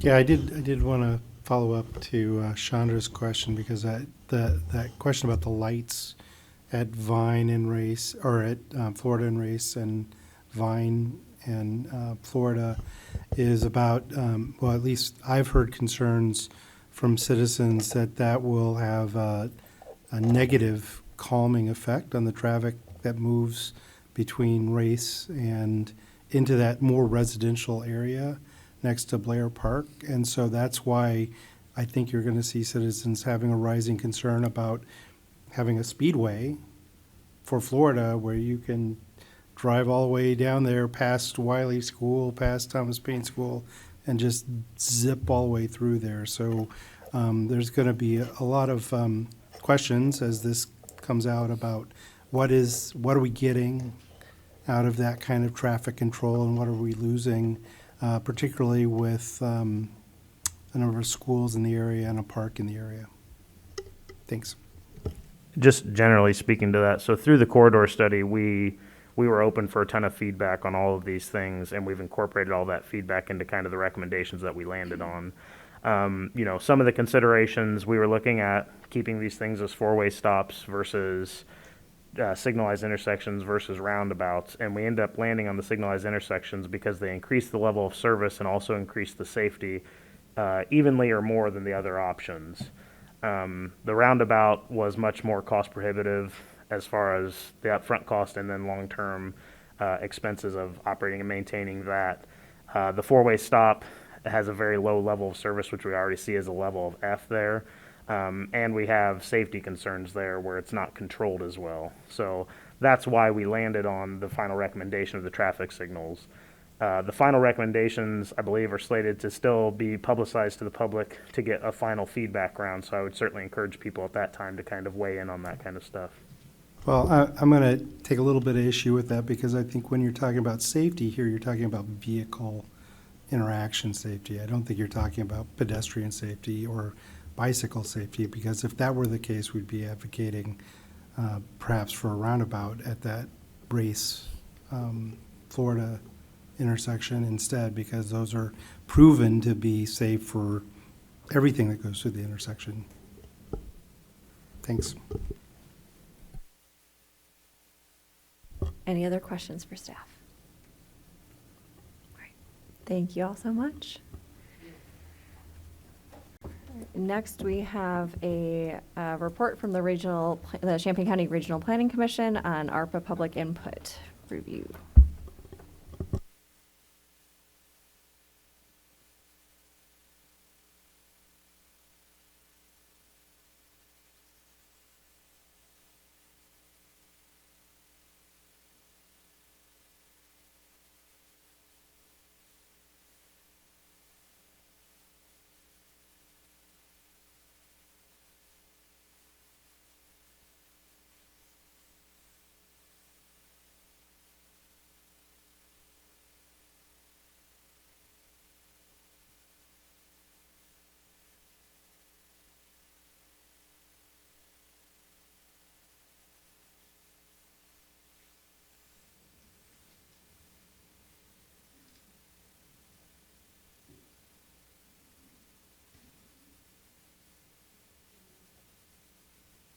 Whenever you're ready. Thank you.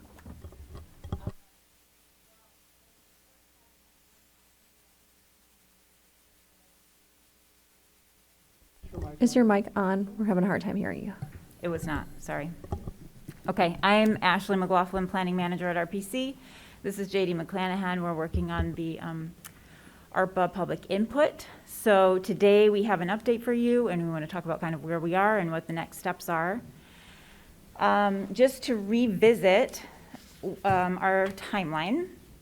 So we are here in this first column. At the end, we have, so you'll remember in our previous presentation to the council, we presented the ARPA regulations. We collected a bunch of information about existing plans and talked about general priorities. And so we have, then as a result of that, we developed a public survey with your input and published that for about 4 weeks to collect information from the public about priorities for this funding. We set up a website for documentation, and now we're here to talk about kind of a summary of that input and talk about how we move forward into developing a concept plan that would fully kind of flesh out the city's strategy for how to allocate these funds. So just to go over a couple basic dates. These are kind of some milestone dates within the ARPA program. I just wanted to point out essentially that the deadline to commit the funds is not until December 2024. So we are working hard to expedite this process. We hope to have a concept plan in place soon by the end of this year, and then we have a full 2 years to kind of fully dedicate the funds, and then an additional 2 years to spend the funds. I say we, but I mean the city of Urbana, obviously. So tonight, like I mentioned, we're going to talk about the public input that was collected. And I am going to hand it over to JD to go over kind of the outreach, the demographics, and then we'll move on to response content. Thanks, Ashley. Yeah, so like she said, I'm going to take on kind of a overarching look at the approach that we took to public feedback, and then looking at some of the kind of large-scale data on the demographics of respondents and general trends in the content of the responses before I hand it back over to Ashley to talk about kind of the actual ideas and responses that we got in detail. I'll do my own forwarding.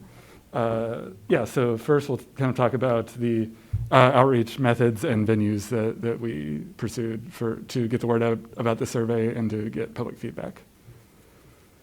So as I mentioned, the primary outreach strategy that we used was the survey that we created. So this was both online and physical survey. In order to distribute the online survey, we sent out emails to we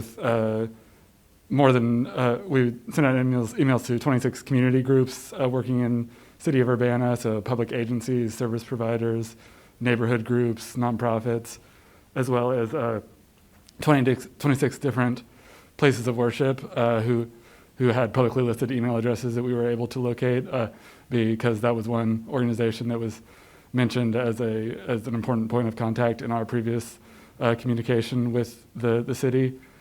So we sent emails to all of those groups informing them about the ARPA process and about the survey and encouraging them to send out the survey materials and the website to their contact lists as they felt comfortable. The information about the survey was also posted on the city's website and Facebook page. And in addition to the digital survey, we also distributed physical paper surveys. There were drop boxes with surveys available at the Urbana Free Library, Urbana City Hall, Cunningship Township Supervisor's Office, and then upon request from a community member at the Aspen Court apartment leasing offices. And then finally, excuse me, there was paper survey distribution at 3 different food bank distribution hours, one time each during the month of March at Stone Creek Food Pantry, St. Vincent de Paul, Urbana, and the Vineyard Food Pantry. And for both the digital survey and the physical surveys, these were available in large print in several different languages in order to ensure that these surveys were accessible to a wide spectrum of community members. And then finally, we created an informational website at ccrpc.org/UrbanaARPA that provided context information about ARPA funding in general in the program, as well as the local process and updates about different public events that were going on, as well as the survey itself. So with the various public outreach methods that we pursued, this slide just kind of talks about all of the different totals of the feedback that we received. So we received back 546 surveys total. Of those, 437 were digital and 109 were paper surveys. In addition to that, we received, there were 42 individual commenters during city council events. So there were 4 different dedicated ARPA public comment periods during regular city council meetings. And there were 21 public comments about ARPA during those. And there were an additional 21 public commenters who came during the public listening session on April 5th to provide feedback on the ARPA program. And then finally, there were 8 additional submissions that were either ARPA-related emails, letters, phone calls, either to city staff or to RPC staff. And this slide is just showing, for those who might not have been able to attend or weren't able to see this previously, this is from the listening session that happened on April 5th.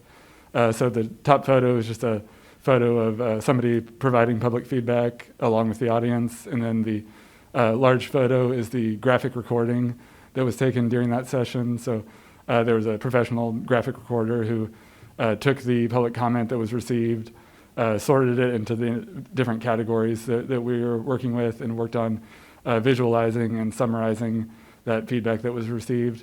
If any council members have not already seen this image or want to take a better look, it is on the website at ccrpc.org/UrbanaARPA, and it's high definitions. You can zoom in and out and kind of see all of the individual components of that graphic recording. So like I mentioned earlier, between the public survey, verbal input opportunities, and additional submissions, there were 596 individuals who provided feedback during this process. And that totaled up, when you kind of look at the short answer responses to the survey, look at the comments that people have provided. That totals up into more than 1,000 unique ideas for how the city should use ARPA funds. And we've been working on kind of sorting through those and further sorting those for use by the city. So with that kind of summary of the general outreach, the next section I'll talk about is the demographics of respondents. So this is focused primarily on survey respondents because we did have demographic questions for the survey that were voluntary, but which, as you'll see, we had a really good success rate on respondents filling out those questions and providing information about themselves. As you can see on these questions, most of the demographic questions had between 80 and 90% response rate for all survey respondents. So the three different graphs here show three different demographic categories and how the survey respondents compare to the overall city demographics taken from the Census Bureau's American Community Survey.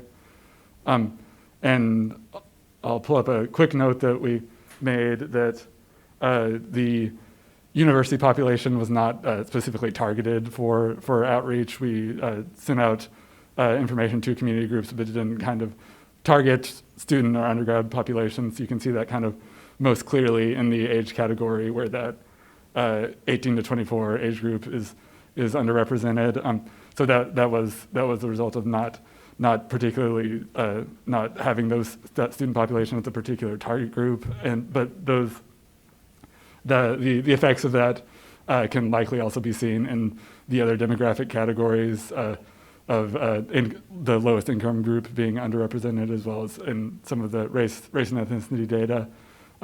When we get to the actual ARPA-related responses, we will talk about the ways that we've kind of tried to look at some of those underrepresented groups and bring out their comments within the overall data. This next slide, because of the way these questions were structured, it wasn't as easy to compare directly with ACS data, but this just shows in terms of gender that the majority of respondents were women, and then looking at employment, a significant majority of respondents worked outside of the home, with the next largest group being retired individuals. The final kind of demographic question that we'll talk about is the relationship to the city of Urbana question. And with this question, respondents could identify as living in Urbana, working in Urbana, owning property, and or owning a business in Urbana. And then there was a final just general other category where they could fill out other information. Looking at that other category, we did kind of want to break that down further.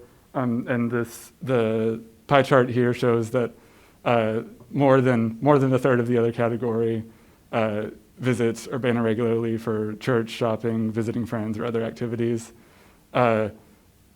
Around a quarter of other respondents are either former or future Urbana residents. Another quarter volunteer or do business in the city of Urbana.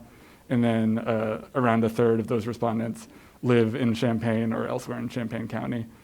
And we did also want to call out that while 12% of the respondents selected the other category, only 8% selected the other category alone. So some respondents did select it in addition to one of the other categories that is listed here. And then finally, kind of in combination with that, we wanted to show 73% of respondents provided the nearest intersection to their home or business in Urbana. So we wanted to show the results of that question, which shows kind of concentration in kind of the core of town, but does feature a distribution of respondents around the various neighborhoods of the city of Urbana. So with that, I will talk about the final few slides that I have before I hand it back over to Ashley. So this is looking at kind of broad trends in the ARPA-related content of the survey. So on the survey itself, these are the three main categories of question that were related to the ARPA funding and how it should be spent. So the first one was a ranked choice question that was required. So 100% of respondents answered this question. After the ranked choice, there was a short answer question about specific goals or outcomes that residents were looking for with this money that a little more than 40% of respondents answered. And then a question about any specific ideas for funding projects, either that fit in with the 5 priority areas or that residents felt didn't fit it cleanly into those categories, but they still had ideas that they wanted to mention. And around half of respondents provided ideas to those questions. Looking at the ranked choice question, you can see in this bar graph the results of this question showing the category, the way that respondents rank the categories in terms of priority. And we do note to the left that the way the question was structured, number 1 is the highest priority, is the most important, and number 5 would be the least important to a certain individual. So you can see here the question whose average score was closest to 1, so the highest priority was public health and safety, followed by adequate and affordable housing, human rights and social services, sustainable infrastructure, and then with the lowest average priority, economic recovery and development. Like I mentioned earlier, we did want to kind of look at some of the subpopulations in the city and identify how their priorities compared to the population of survey respondents overall. I forgot one slide. So we did want to point out that there is less than 1 point difference between the highest and lowest ranking priority areas on this category. So even though there is kind of a hierarchy of rankings, all 5 of these priority areas were important to some community members. And there's definitely not like a drastic, clear front runner, clear unimportant, but they were all shown to be important to different community members. So the point that I was saying earlier about subpopulations, we did want to filter by different groups and see how these priorities compared when you look at different groups. So the first subpopulation that we're looking at is only people who answered the relationship to the city of Urbana question by saying that they were residents of Urbana. So as you can see, the general trend on this question stayed mostly the same: public health and safety highest, economic recovery lowest. The one difference from the overall group was that adequate and affordable housing and human rights and social services, which were close 2 and 3, switch places when looking just at residents of the city of Urbana.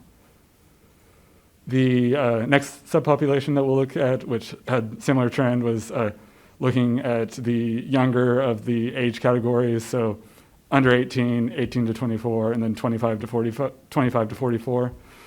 With this category, even though the actual averages were different, it followed the same trend, same rankings for all 5 categories overall. When we go to the next subpopulation, we will start to see some differences. So this was because non-Hispanic white residents were overrepresented in the survey. This is taking out that group and looking at non-white and or Hispanic respondents. And as you can see, the general trends of the kind of hierarchy generally held the same, with the significant exception of economic recovery and development going from the last ranking towards being number 3 when looking at the rankings for this group. And then the final subpopulation that we will look at is lower income residents, so residents making less than $50,000 or living in households that make less than $50,000 in annual income. And the significant difference that you can see here is low-income residents ranked adequate and affordable housing as their number 1 priority by a fairly significant margin. So moved that from number 2 to number 1, and also flipped the order of sustainable infrastructure and economic recovery and development. So that was just a way of looking within some of the specific subpopulations of respondents, seeing how their rankings differed from the overall respondent population. And with that, I believe that I will hand it back over to Ashley. Thanks. Okay, so I'm going to then go over those last two segments of the survey that talked about goals and outcomes and specific funding ideas. And we'll break it down by each of the priority areas. But first, I just wanted to touch on some of the overarching things that we saw repeated in every single priority area. So to the question, what specific goals or outcomes would you like to see achieved with this money? Some of the overarching things that we saw throughout every category was that the money should be invested in people that need it most or were most impacted by the pandemic. That was a big theme, that people wanted to make sure that the people that needed it got it. That the money should make progress toward greater equity. We saw the word equity a lot and general concepts about equity. Everyone should have opportunities to meet their basic needs: housing, food, work, safety. So we saw some ambitious ideas for this funding, but more than that, we saw a lot of concern for people having their basic needs met. And then lastly, that the money should have long-term impacts that increase future stability for the entire community. So I just wanted to put that out there before we delve into the more specific ideas for each category. And then the second topic, before we talk about each category, ideas for funding. The question was, do you have specific ideas for funding projects and programs related to any of the project areas and/or ideas that don't fit within the project areas? So just to give you a sense of how many people kind of responded within each category, this is not a priority ranking, but just an indicator of there were over 100 comments in every category. And within that, even though there were 100 comments, that could have been as many as, 200 or 300 ideas. Sometimes every comment had multiple ideas within it. And so as kind of an ultimate practice, we started sorting comments by each category, but ultimately these priority areas are quite broad and have a lot of overlap. So ultimately we looked at all of the comments more or less together. We looked at them by category, but then shifted them around if they, belonged in a different category or if a piece of them kind of matched a different category. So these were the ones that were submitted. But like I said, they were moved around a bit, and we ultimately evaluated them as a whole so that we could keep, for instance, all of the comments about mental health together, even though obviously mental health is relevant to all these categories in different ways. So just a little explainer about how the data was processed.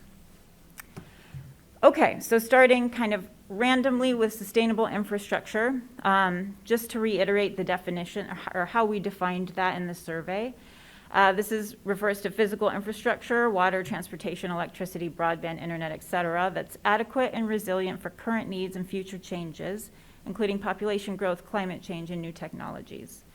So some of the overarching goals within this category that people reported had to do with transportation, utilities, and future preparedness.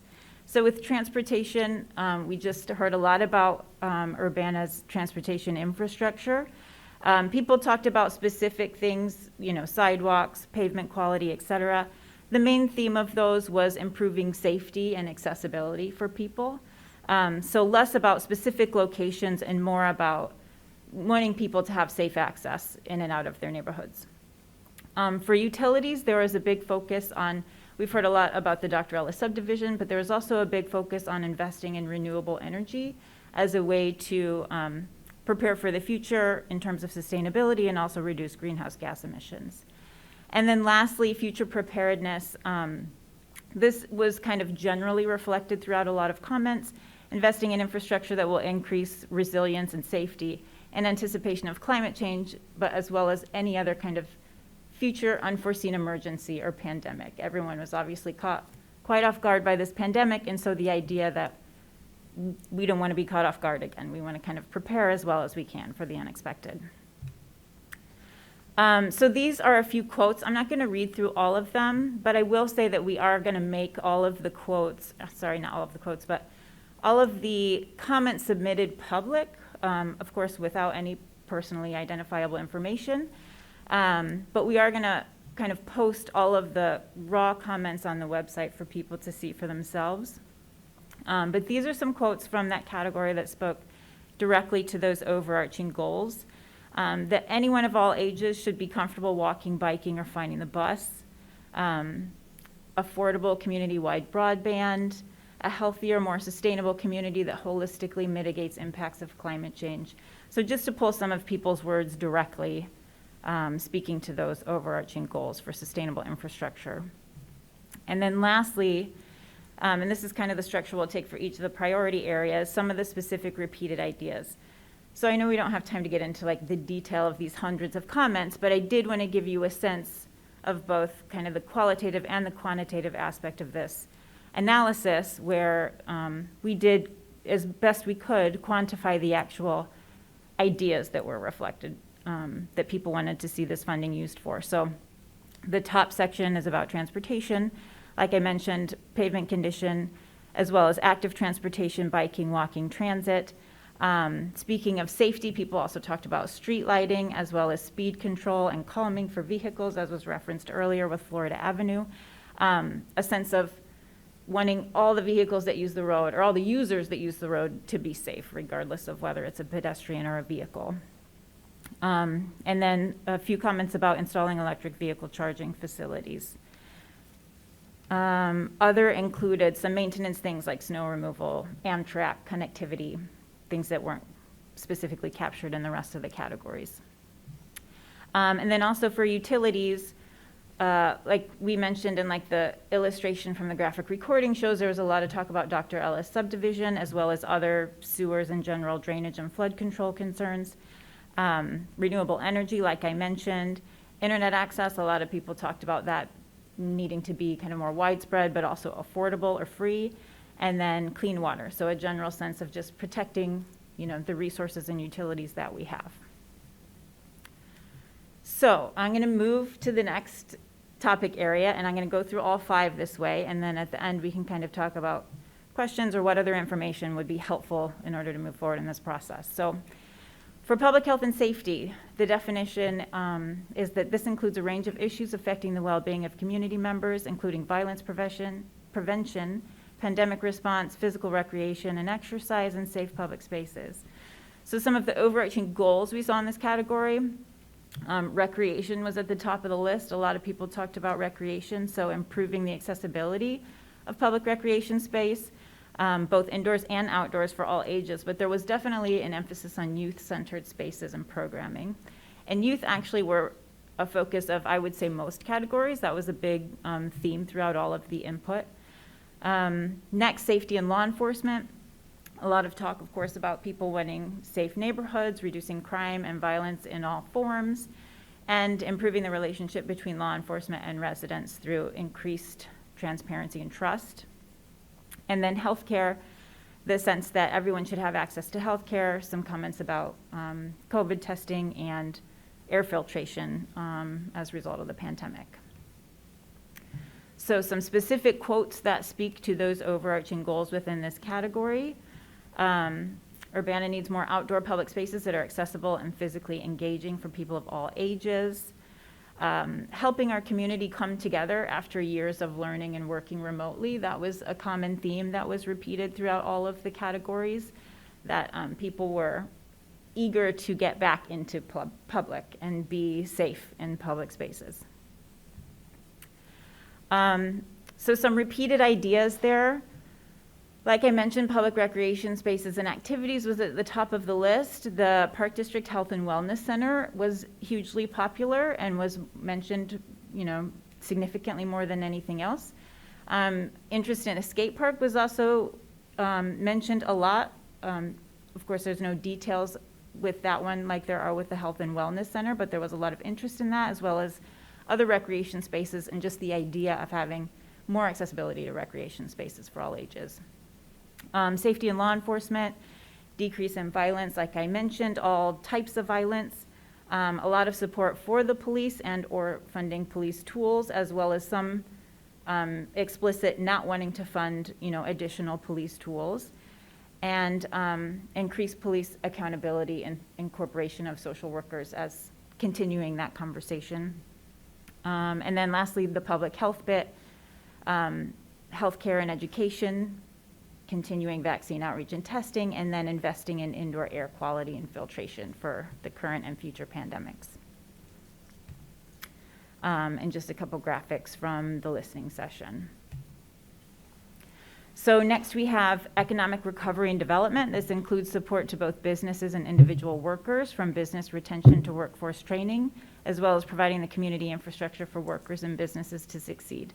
So some overarching goals here for individuals and employees: increasing and or subsidizing access to basic resources that facilitate employment, such as job training and placement services, childcare, and transportation.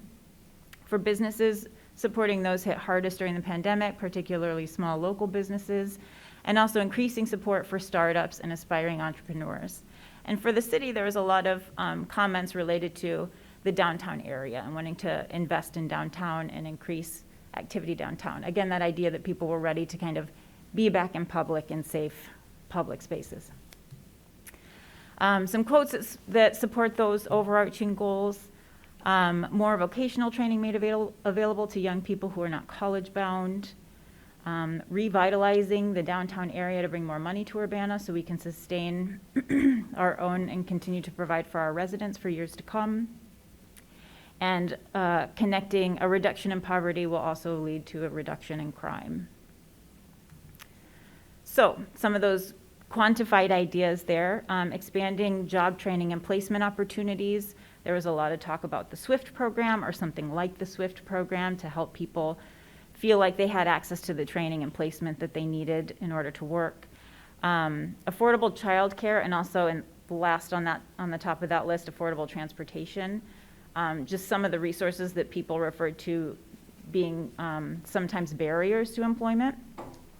There was also interest in providing direct financial assistance for those impacted by the pandemic, and also some talk about basic job benefits that could also be prohibitive to people that couldn't access a job with fair wages or enough time off or hazard pay to support their families. Then for businesses and business owners, like I mentioned, relief for small or struggling businesses, incentives for downtown development, support for startups and entrepreneurs, and extra support to underrepresented business owners. And at the listening session, the Champaign County EDC talked about a micro-lending program, Justine Peterson, that was talked about in depth. Okay, adequate and affordable housing. This refers to all community members having access to safe and healthy housing that they can afford.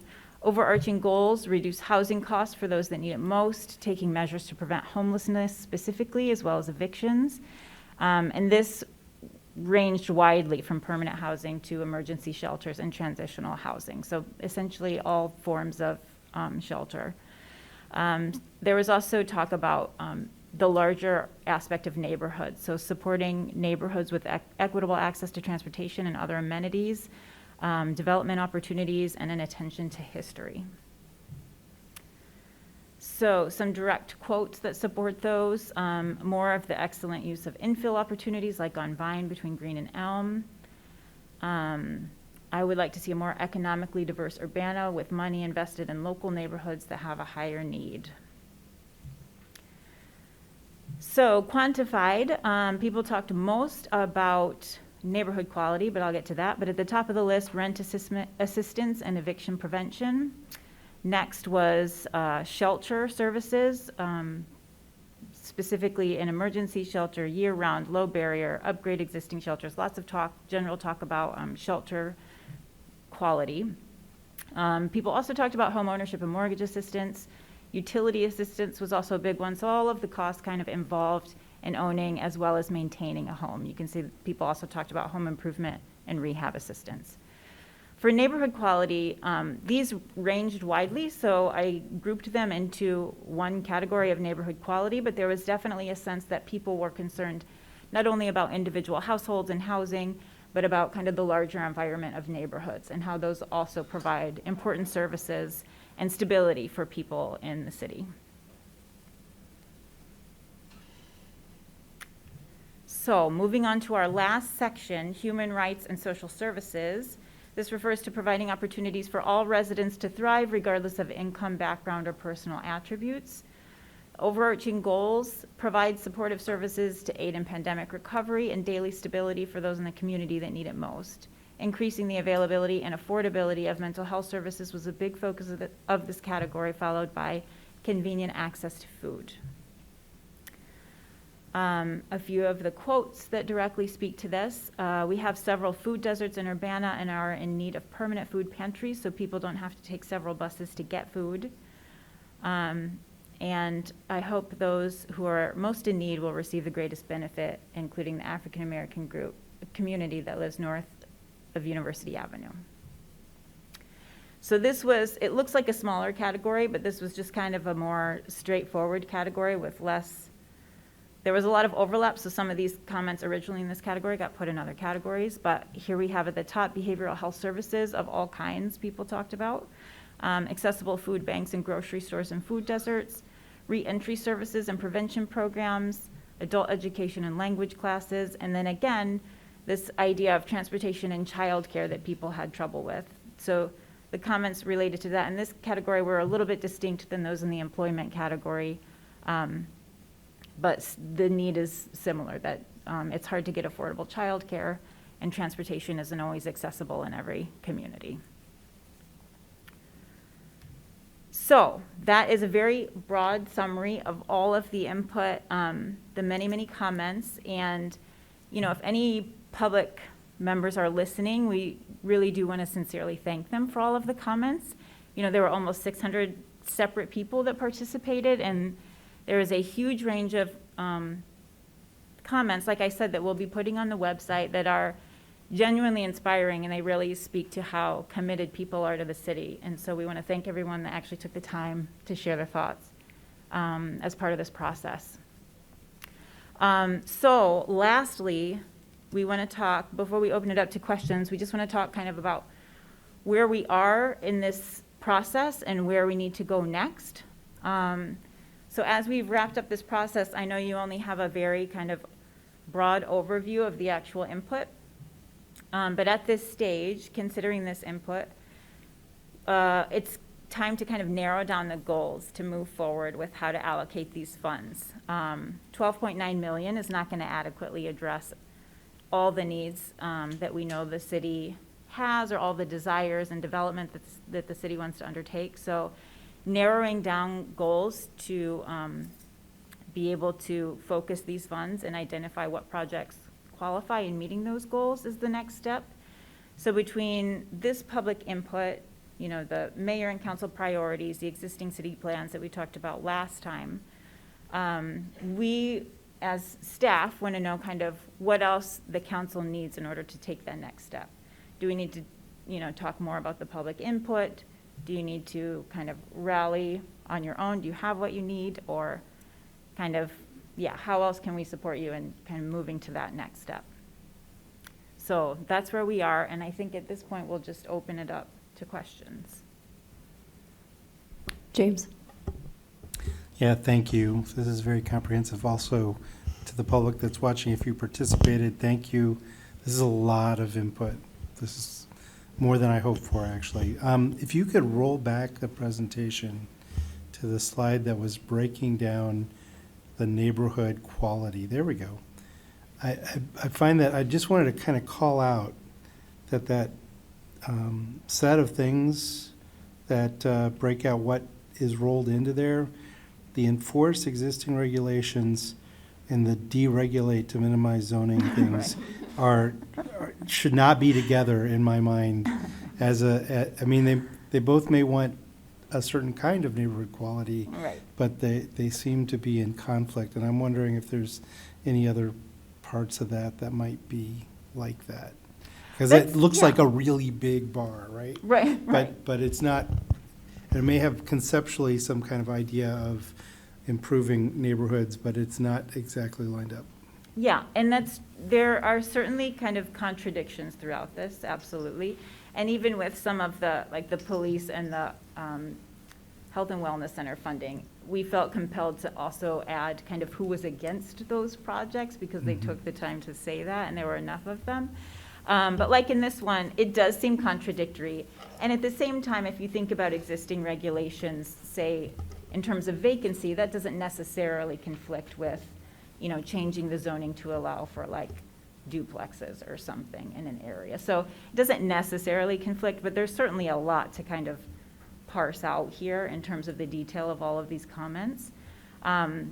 Some comments, like I mentioned, are more detailed than others. Some involve 6 separate topics, and some just say, for instance, fix the streets.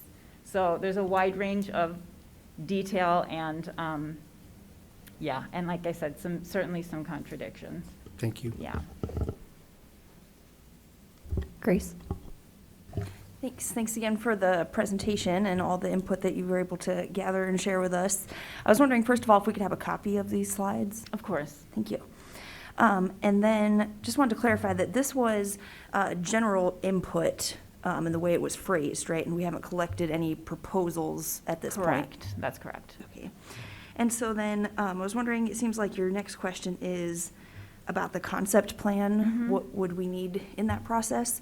And I was wondering if there was already some sort of a plan in that, like on your first slide on timelines, kind of like what we're already established, and then I guess what you're asking beyond that, if you could just kind of specify your question a little more. Sure, no problem. So with the concept plan, which is kind of the next big column here, the next stage of this process.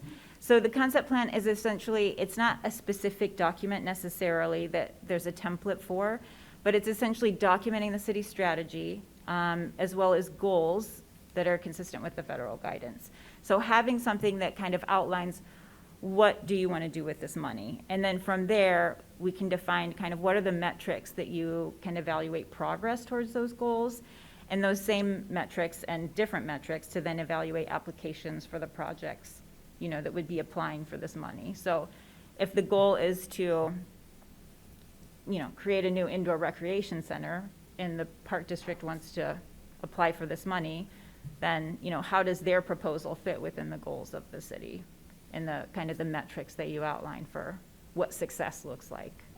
So in that sense, the next stage, now that we have all this input, is really kind of honing in on those goals. There could be, you know, as a result of this input, there could be 100 goals, but in reality, you know, it's $12 million. And so how can we most effectively, I keep saying we, but how can you most effectively invest that, that money in order to achieve some meaningful change? Thank you. And I appreciate the clarification on that. I'm not really quite sure how to answer. My personal thoughts right now is, you know, that I definitely would like to be involved in this, you know, is kind of what I had envisioned with starting this process, is that council would be involved in setting up the metrics and, you know, having the overall kind of evaluation of the proposals, and then also appreciating your all's expertise in dealing with this and, you know, kind of why we partnered on the administrative pieces on how to logistically do that. So I guess I'm not sure what to answer more than would like to be involved and have your guys' expert help on it, and I'm not sure exactly what that looks like. No, I think that's a good point. I mean, this whole kind of process is kind of tentatively designed, and it is evolving. It's a brand new process, is to be iterative. You know, we will provide support, like, you know, we do this public input, we present our summaries, but then is that enough information? Do you need different types of analyses? You know, we collected the city plans. You have your own goals, of course. So at this point, you know, one step could be for you all to have a working session and kind of narrow down goals based on this input combined with, you know, your own council goals. Of course, we could do that as well and propose some, but it's really kind of the ball's in your court a little bit in terms of how you think is best to move forward at this stage with the information that you have. Chandra? Hi, thanks so much. This is great. I love seeing graphics and numbers, qualitative and quantitative data.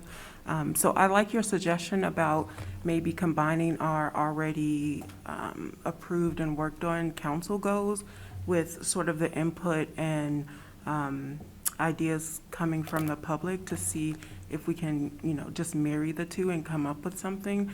I think that would move faster than us trying to schedule a study session. At least for right now, at least to give us something to go on and keep this process moving. So that's just my idea on that. And then also like some of the bar graphs, just, I'm a data person. Did you happen to break down any of the like ideas by demographics or income or race, like just to see like, you know, if, you know, it was heavy on one end, like all the, you know, particular, like, you know, 75,000 plus people, you know, said this idea, but like, you know, we saw that chart where most of the residents in Urbana make under, you know, X amount of dollars. So like, you know, are some of those, was analysis done on some of those ideas that, you know, were like the bar graph was really heavy on one idea? Yeah, that's a good question. So all of that data is still connected, but we have only analyzed it by subgroup at the ranking level. So that was the first kind of easiest perspective to get in terms of what were the differences between the groups. But in terms of ideas, we haven't taken it to that level. And that is obviously something we can do if that is useful. So one of our kind of overarching questions in starting this, or after we kind of saw the rankings, was we heard from some of you as well as, you know, a lot of people in the public that they don't want to decide on just one category. They want to do everything, of course. So we all want to do everything. But, and because the rankings were so close, we weren't quite sure if one of those single categories would be selected. So I guess the next step would be, you know, is there going to be a goal that reflects each category, you know, or goals from each category, or do you want to just drill down into one or two categories to invest this money? In which case, I think it would make sense to do some additional analysis of the input. Mary Alice? Thank you so much for pulling all this together. I know pulling together qualitative data is very time consuming and sometimes a brain buster. Well, first of all, I would say that it's going to take me a little bit of time to process this. And you had mentioned that you would be putting up the comments online. Would that have any indicators in terms of whether or not they're a resident, whether or not they work, or are they just going to be straight, like, open-ended comments? So we were planning on stripping all of that additional information from the comments and just posting kind of the responses themselves without any associated information, basically just for privacy. Sure. But I would think that, you know, that information could theoretically be available to you all if it was useful. I probably wouldn't want to post it publicly still, but I would yeah. find it useful if we had, it, you know, certainly not even the intersection, that would be definitely identifiable, but some basic things. I think that would be really helpful. And then, yeah, I think we're having a conversation about some of the ARPA funding later on. I do think that it might be beneficial for us to have, perhaps, I don't think we have a light agenda coming up, but to have something that we kind of have a discussion so we keep this moving forward on a certain schedule in terms of how to do this concept plan. I would like to see the proposals or the ideas from the community merged in with the council goals and to see how those align and think about the things that we already have in place. We went over the CIP today, which talks all about roads and so forth. So, I mean, there are things that the city is working on. But yeah, I won't go into some of the nitty-gritty details. Those are our overarching comments. Thank you. Grace? Thank you. I had if you could share some about the concept plan, about its importance, about why or if it's necessary or important in this process. So I don't know if anyone else from the city wants to speak to this, but okay. The original intent was really to document, both for the city but also for the public, what are the goals that this money is intended to achieve. Otherwise, it's hard to measure success, right? What do we want to accomplish with this, and how do we best get there? So making sure that when we're reporting back to the federal government, but also just for our own kind of purposes, how are we comparing different applications, for instance, for funding, if there's no kind of set of metrics that we're using to evaluate what success looks like. And I don't know what any of those metrics look like necessarily, but having some way to be able to say, we invested this amount of money and this is what it achieved. So you think out of a way to assess and kind of have a sense of fairness and outcome tracking? Yeah. Sorry. Mm-hmm. Thank you. And then just another bit of my input on that. I think it's, a great idea to combine our goals with all of this input that we've gotten, which seemed to go, very well together, just more detailed and more thorough, kind of more ideas on the public parts. And then I'm also really looking forward to seeing the specific proposals themselves, because I think that Sure. there's, both, like there's laying out the priorities, and then it also depends on what are our actual options of proposals that we Right. get. And I don't want to commit too far to one or the other and say, well, we have to fund this goal, but we got a different set of proposals. Right. So I'm interested in kind of seeing what those specific proposals look like in the context of our overall goals. Yeah, that makes a lot of sense. And I will say also on that same kind of note, once at least some kind of initial goals are established, we also want to get a good sense of what work is already happening in those areas. What agencies are already having success toward rent assistance or whatever it is, so that you have a good idea of what's being done and also where maybe the gaps are, where this money could be most effectively invested. Thank you. I think that would be very helpful information as well. Any other questions or comments? All right, thank you so much for the presentation. you. I guess we'll be in touch about next steps.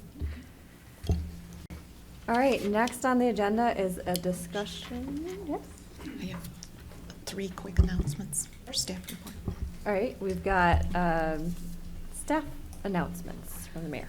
3 quick announcements. First of all, the celebration of life service for former City Council member Eric Jacobson will be held at 1 p.m. on Saturday, June 4th at McKinley Foundation, which is 809 South 5th Street.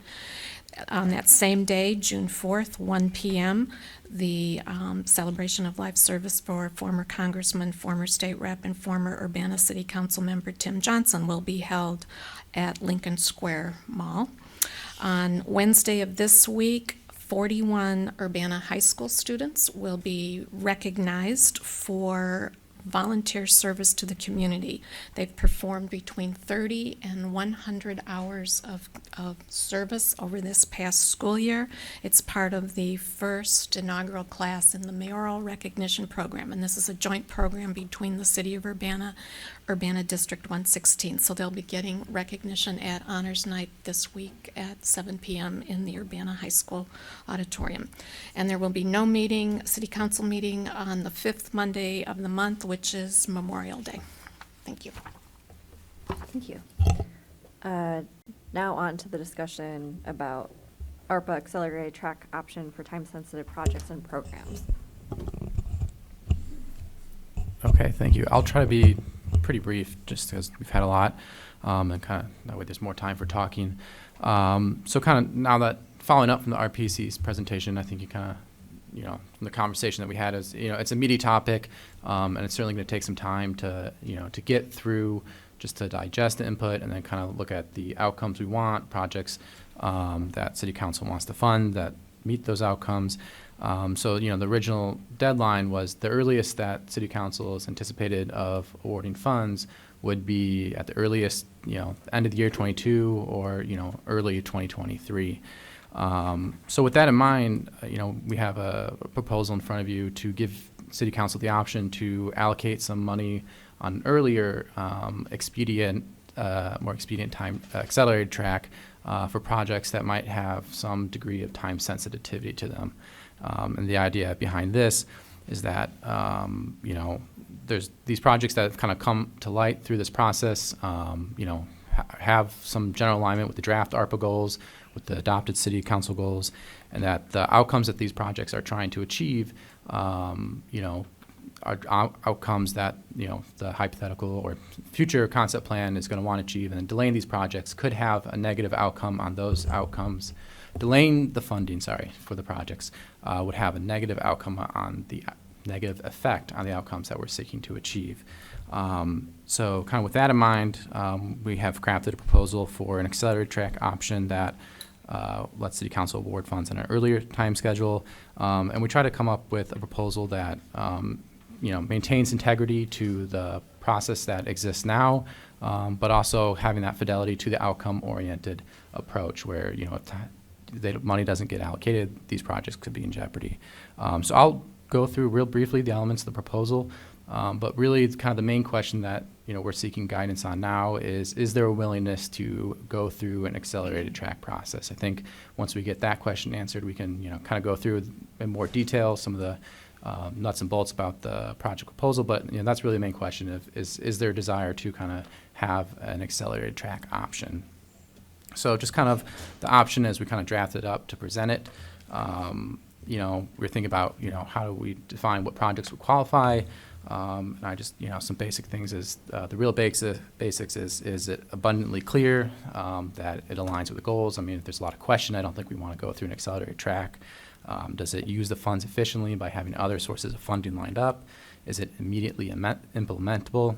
From organizational capacity standpoint, is it outcome oriented, and is it urgent in need or time sensitive? So those were kind of the projects that we were looking at to see that might be eligible to fit into an accelerated track process. Kind of with that proposal, we identified 6, and this isn't, it doesn't have to be an exhaustive list. If there's, ideas, we're happy to add it to that list as well. But the 6 that we came up with is the Plan for You for the Urbana School District, and that's kind of the infrastructure. The trauma training, which is by CU Trauma and Resilience Initiative, the Health and Wellness Facility by the Urbana Park District, the micro lending for small business development, which is would be through the Champaign County Economic Development Corporation, in conjunction with the Justine Peterson Housing and Reinvestment Corporation, Youth Build by the Housing Authority, and then the Gun Bounty and Reward Program by the Crime Stoppers. So these are kind of the projects that we kind of looked at and thought fit that criteria we established, and then the timeline for the accelerated track that we had put in place would be a series of presentations by these project proposals, and then after the series of presentations would be the vote then to allocate funds as part of the accelerated track proposal. And then the idea kind of as proposed is, it's not a one or nothing, it's just really, awarding funds. If something doesn't get awarded funds through the accelerated track process, it would still, be eligible under the normal process. So it isn't, it's not meant to be binary. It's just kind of trying to identify the projects that might be time sensitive, and the outcomes would be hindered by not having the money now, and then kind of going from there. So really, kind of with that in mind, that's the real gist of it. And kind of the question for discussion is, is there an appetite for an accelerated track process?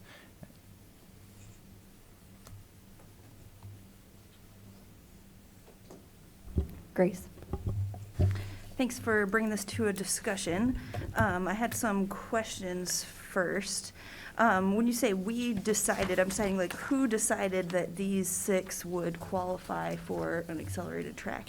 So staff, its decision isn't final. I think this is what we came up with, from a first review of, is it time sensitive? Is it outcome oriented?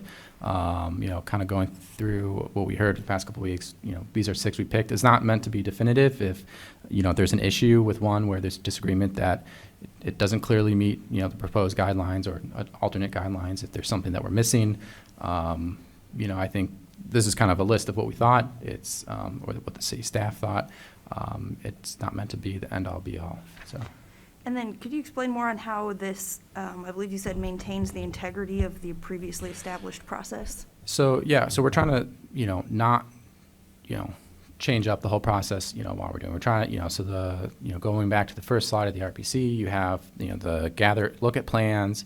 They presented the plans, gather new input. They just presented new input, and then it's come up with a concept plan and implement. I think, that slide is a fairly high-level slide, so, we still want to try to, shoehorn an accelerated process into that. So if it's using some information that we just received tonight, we're trying to, it's not trying to be something different. We're trying to maintain, sort of, whether it's following the goals that were just presented, it's, trying the best we can to, provide a new option without just totally changing how we're doing it. So that's kind of the thought behind that. I saw Chandra and then Mayor Marler. I know there are other proposals out there, and for us to consider only 6 for accelerated, like, do we have the option to say, I don't know, like, get your proposals in by the end of the month or whatever the time frame is to consider being on the accelerated track? I just don't know if it's a level playing field for everyone. Yeah, so the rationale that kind of went behind that is having a fully baked proposal that's ready to go, that doesn't necessarily need to be evaluated for organizational capacity, alignment with outcomes. I think all that sort of view takes time. And so with the concept plan, kind of what had been discussed is, once we have the concept plan, that's where we solicit proposals, there'd be some sort of application, and then some sort of scoring system, and, everything gets evaluated against each other to, once you start trying to enter some of those elements now, right, and then it takes more time, and then you start getting to, well, when you add a little bit more, it takes a little bit longer, then, is it worth having an accelerated track at that point? So kind of the clear delineation that this proposal came up with, or, the rationale behind it is just that it's fully baked, ready to go, on the shelf. And just to use the Park District example, that one's ready to build. It's time sensitive, as if, there's not money on the front end, it'll just be smaller scope. So if, there's a more lengthy process, that wouldn't satisfy that, and then just end up being a smaller project as a result. So that's kind of, I guess, the case study of, what we're trying to, allow to occur. And, the school district is another one where you're building infrastructure, you want to get that underway, as well. So does that answer the question? I mean, yes, a little bit, but I think there's also an assumption that other people don't have ready-baked proposals or ideas because they weren't given the opportunity to submit it. That's all I'm trying to say. Thank Gotcha. you. Yeah, and that's fair. Mayor Marlin. I would just add a little bit to that. The overarching theme behind this preliminary list, which it could be, you could add other things to it, you could take things off, is number one, underlying every one of them is public safety and well-being, particularly the first 5 address root causes of community violence in some way or another. And that is probably one of the number one, if not the number one, concern of the community that we're looking at right now. And the other thing is the time sensitivity. For example, the Urbana School District Plan for You, this is the restorative therapeutic program for youth in grades 6 through 12. This is intended to catch the kids before they're expelled or suspended from school, but they still need to be removed from the traditional school setting. And they want to have this program up and running by the fall. In order to do that, they have to renovate the Comcast building that was donated to the district, and they need funds for that. That's not funding that's available through the school district ARPA funding. That those funds are not available for use for renovation of the Comcast building. The trauma training on this list is specifically for the staff who will be working at in this particular program. They need the training to occur in ideally before they're up and running this fall. So that's part of the time sensitivity. Health and Wellness Center, what they're finding, you saw the 21% cost increase in construction. They need to secure commitments for funding from multiple different sources. They have multiple different sources, but in order to, there's a clock that's going to start ticking on one of their big grants, and if they don't have commitments for funding by early summer, then the project that you all saw several months ago is going to be scaled back considerably. In fact, it'll be a whole lot smaller and basically inadequate from the day it opens. So the city funds are essential to build the full plan as you saw it, and even that doesn't include any of the outdoor amenities now because of the cost increases. It would just get the full facility.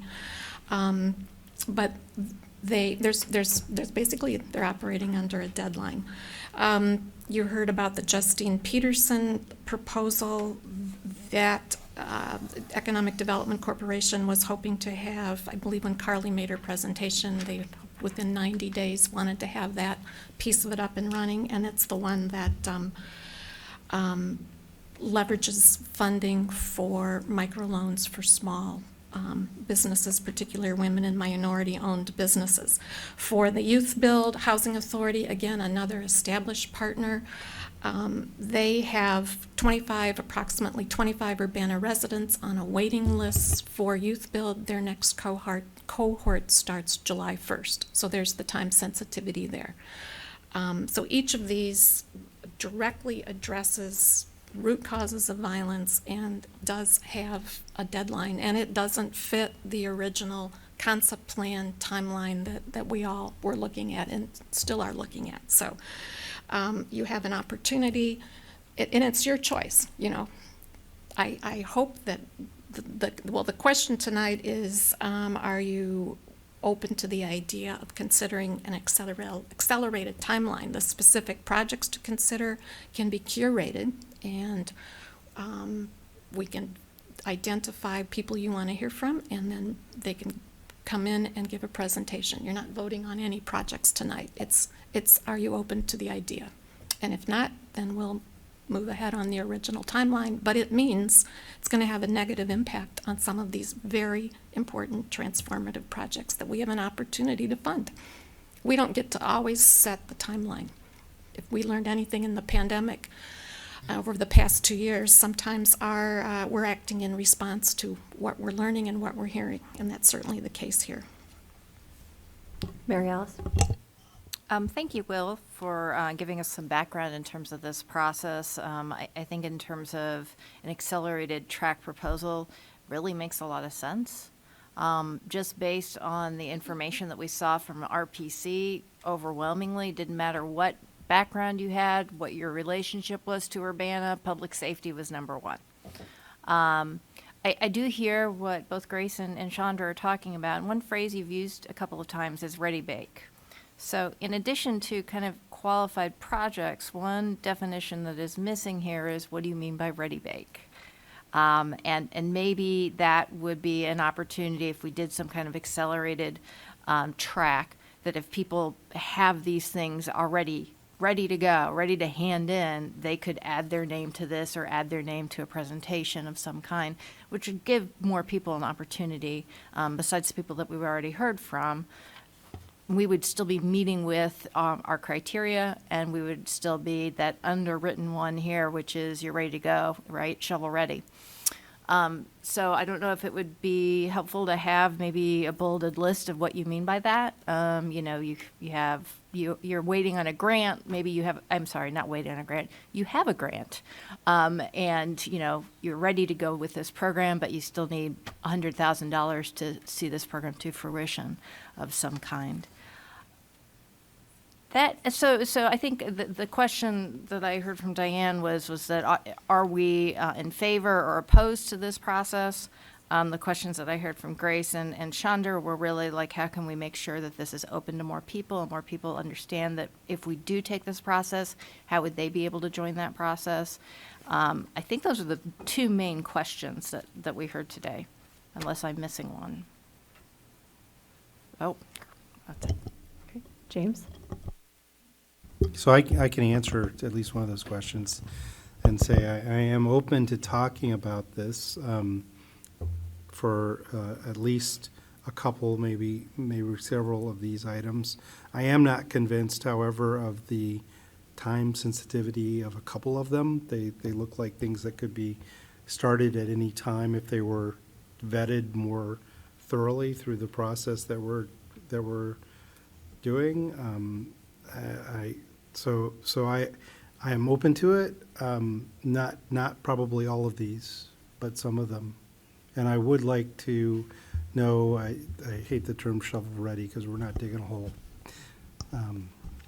But if there are other possibilities out there that are in line and ready to go in that sense, I would be happy to see maybe a couple more in that possibility.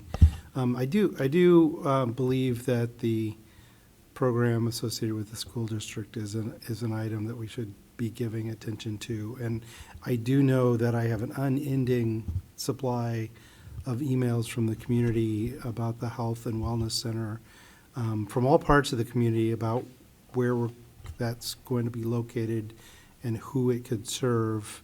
You could see that from the summary from the April 5th meeting. And so those are two items that are on my mind because of their time sensitivity. I understand, I get. The other ones, I think I need a better case maybe to make sure we are looking at them in an expedient fashion for the right reasons, and they really need that. Thanks. Grace.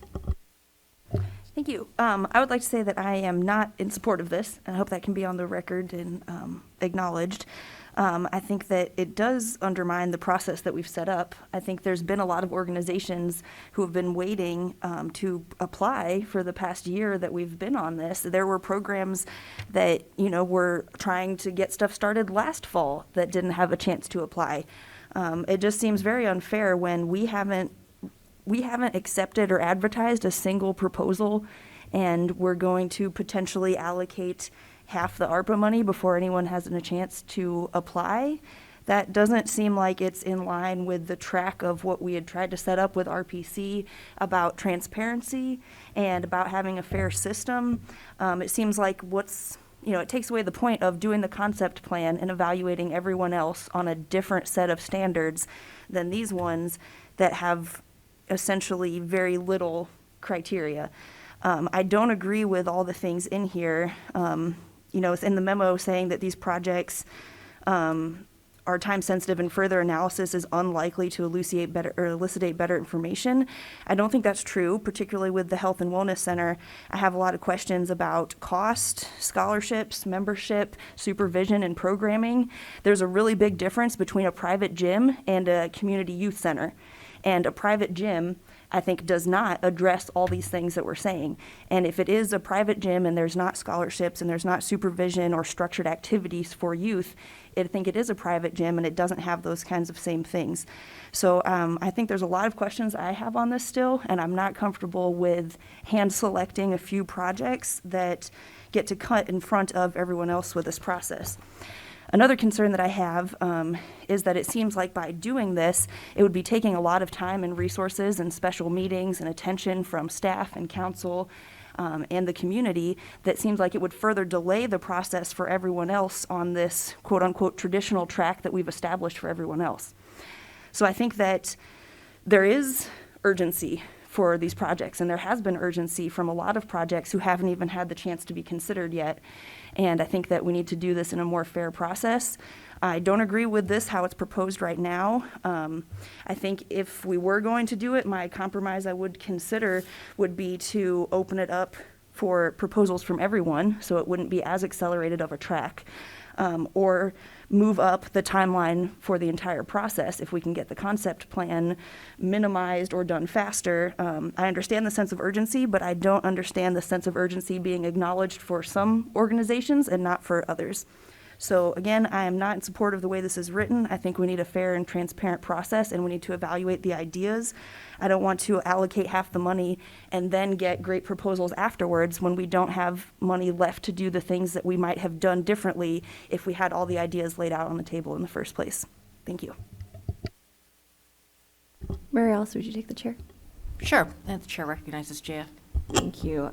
So I have some of the same concerns. I also have some questions. For any one of these projects, when was the city notified of this interest in the ARPA funding? That's just to start with. So a lot of this came through the public input session. So, I mean, the city isn't, I won't say officially notified of any of these in particular. I mean, there were a lot of emails, like, for the Health and Wellness Center, for example, the council and I think the mayor emailed on them, and then, some other people sending emails requesting. So through the process, through the comments, through the in-person online ones, things, that's kind of how they're generated. It's not like, these weren't officially submitted proposals to the city or anything at this point. That would be the purpose of the presentations going forward is, these are some ideas that we've heard that, may or may not meet these criteria, and then, give us, the idea would be for them to submit the proposal, present it, and then, all the questions about, is it really time sensitive? Is it, does it mirror that? That's where the evaluation would occur at that point. Thank you for that. I think that some of my concern with this, having this list of projects, that it's not to say that these projects aren't worthwhile. I think that's important to clarify. It's not about the projects, it's about the process, right? We made a commitment to our community to follow a very clear way of allocating this funding. And honestly, I think we should have had an expedited process from day one. So my question is, where was this process at the peak of the gun violence in our community? When we had community members begging for anything that would help. And we're seeing our neighbors across Wright Street in Champaign put together $6 million in funding to address gun violence. So while like I said, there are projects here that I think are worthwhile. If we're going to have an expedited process, we need to determine what are our priorities for that expedited process and make sure that it is fair and it is open to any eligible project. So even just starting at the criteria that are listed here, I think there are some of these that again make sense, making sure it's abundantly clearly aligned with our ARPA and council goals. But this is set up to advantage certain applicants over others. So for one example, efficiently use funds by leveraging ARPA dollars with other funding sources. I recognize that that is part of the ARPA guidance, but we're going to inherently advantage places like the Park District, the school district that have those other funding sources where we have community members who've been asking for the opportunity to do something on the ground for a year, right? So I think that there are concerns to me even in terms of setting the criteria for what would be allowable with this expedited process. I think we also need to define what is immediately implementable. Does that mean building a building or does that mean actually immediately impactful? Because those are two very different things. So while I think there should be a fast track option, right, a process that would allow for a more rapid use of this funding, I think that there needs to be much clearer and much more accessible guidance in terms of what would qualify a program to be able to move through this process more quickly. And if we can't figure that out quickly, that's because we don't have the ability to do so, right? That was what City Council was told from the get-go. We need RPC because we don't have the staff to be able to deal with this much funding coming into our community, right? And I think that was respected, right? We all heard that. We saw the urgency. We recognized there was a need to do something urgently. But we told our constituents, we told our community members, we know you are hurting, but we're going to ask you to wait because we can't move faster. So now if we're saying all of a sudden we can move faster, I want to know that that funding is available to every single one of those people who's been waiting for a year and has been told, just wait, because this is not fair. Would you like the chair back, Jeff? Yes, please. All right. I relinquish the chair. Mayor Marlin. A couple of things. One, the Champaign blueprint to reduce gun violence was developed over a 3-month period by city staff, and it was presented to the Champaign City Council. Basically, I don't want to use the word fully baked, but it was a document presented to the council. And we had proposed, and again, a reminder, we had proposed beginning this process in December, identifying goals for ARPA, and the council wanted to focus on city council goals first. So we spent December through March doing city council goals. And we have a very good set of city council goals, which align very closely with ARPA priorities. So that brings us to where we are now. I would take issue with the characterization of the Park District facility as a private gym. It is a public facility. And again, both the school district facility, the Park District facility are new or renovated infrastructure that will serve as a home for the programs and services and projects that you want to fund, that we all want to fund. But they have to have a place. Many of the Champaign Blueprint programs and services are centering in the Boys and Girls Club, the Martins Center, and we don't have the equivalent facility in Urbana. And the equivalent program in Champaign schools is the LIFT program. This Plan for You is the equivalent in Urbana. So we are working with our community partners to provide a home for many of the programs that we can fund with ARPA, but they need a place. So, again, it's up to you, it's up to you. Chris? Yeah, I just want to say, Will, that there are a lot of I don't know how many, but many organizations that have been waiting for the RPC or for the moment when they are to present a proposal for this ARPA money. And then to them, it looks like these guys just got shoved to the front of the line. So I just want to echo what Jaya, Grace, and Chandra are trying to say, which is there are a number of organizations that have been waiting to get their proposal on the fast track. So, Charisse? I keep hearing, about other groups and everything wanting to do this. I guess my question is, are these other groups self-housed? Do they already have meeting places, programming, and so on and so forth? Or will they be relying on some place to do whatever their programming is? And if they are, if it's something to that effect where they're having to meet at a church or meet at the library or at Brookins Gym right now, because that's still a public gym, then, or, over at the county building, period. And nothing against those folks, but at the same time, we need the permanent infrastructure that would help also provide them with a space to do that programming, if in fact they need something to that effect. Regarding the school district plan, and I did get to hear Superintendent Ivory Tatum discuss that during the listening session, and the very things that we're talking about with young people, with kids, the school is willing to get programming for that, and they want some help financially.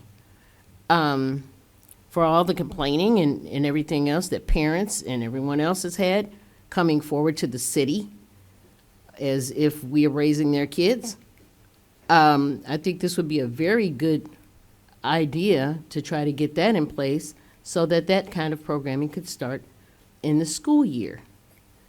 We all need help, and we're all willing to, and I think the city is willing to help. Unfortunately, it is put on a particular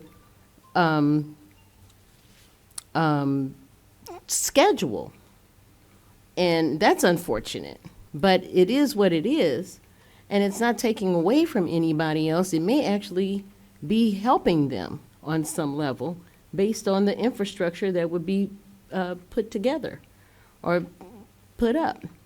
I don't see a problem with that. And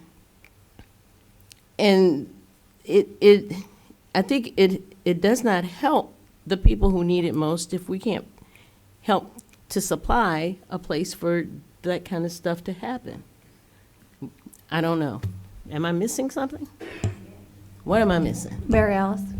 I guess the thing that I take away from all of this, and I'm hearing a little bit of what James is saying in terms of urgency. What's the definition of urgency? I mean, there's three things clearly, and I'm lumping the plan for you that are very time sensitive. Meaning, if they want plan for you to launch in fall, that means they have to start doing the work in summer. Youth Build, if we want to fund that, we miss out on funding an additional 25 youth this summer. And then the health and wellness needs to break ground in order to meet their grants. So one thing, in order to open it up to the rest of the community, is if you are launching something in the summer of 2022 and you lack funding to launch that item, you can submit an accelerated program, which would meet the goal of, this is the only reason we're doing this is to help assist those programs that need the money for the summer, because it's too late. We miss all of that if we wait until the end of 2022-23 for all of the other funding. We should keep in mind, I agree, we shouldn't be spending half of the ARPA money, although this is technically about a third of the ARPA money. We need to keep it in mind. If we decide to go forward with funding any of the organizations that would like to start off in the summer. But I don't think that we should shut ourselves off from that opportunity, because it is not only a missed opportunity, but it is, the opportunity is over for certain people. I mean, it's very easy. You don't have 25 people, you can't fund 25 people, then 25 people miss out for the entire summer. Chandra. This Justine Peterson project, I have not heard about that. The first time I heard it was when RPC gave that tidbit about it.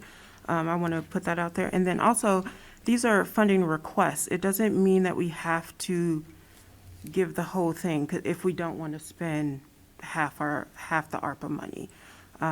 So I also want to make sure that we know that, like, it's a request. And so if we don't get to 25 in the youth build, maybe we do 20. But regardless, like, there is some wiggle room in the figures if this were to move forward. So, I mean, from what I've heard a little bit from council members Evans and Bishop and Wilkin, I think to the point that it's not fair to potentially all the organizations. I think that's fair to say. I think that's kind of the point of the option of the accelerated track is, the original process was open to everyone, is open to everyone and still maintains. But, instead of having just one proposal saying I'm time sensitive and trying to evaluate it, taking a curated list, and then, due to time sensitive, I mean, it is selected, and that's fair. And, there is, the downsides of that, and I think that's fair too. I don't think I don't want to shy away from that. It's I think the question is whether or not we want to give ourselves the option to do that. So I think it is fair to say that, and I think in some ways that is the cost benefit. You get the money quicker, but then, you're starting to choose organizations, and that's where I think try and touch on the outcomes is, if trying to look at the outcomes, is it different? I mean, but as a whole, I think right now, I'm not, there seems to be a split decision, which would kind of tend to lead to there not being support for an accelerated track process, is from what I'm hearing at this point. Grace, and then Mary Alice, will you take the chair again? Yeah, absolutely.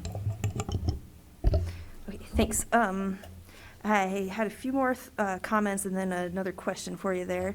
I think that overall we do need more information because I think there's a lot of things to clear up about, what we've talked about with the urgency and the qualifications for these projects.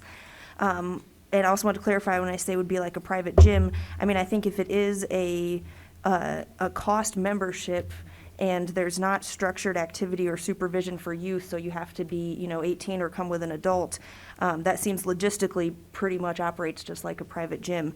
And I think there is a need and a real potential for a more kind of, community-based one and youth center and kind of programming. And I've heard some talk about this with the Health and Wellness Center, and then I've also heard that it's not happening and kind of a percentage membership scholarships, but not a real number. So I think it would be important to go through that process. I need more information, and I'm not okay with these ones here just approving as is. And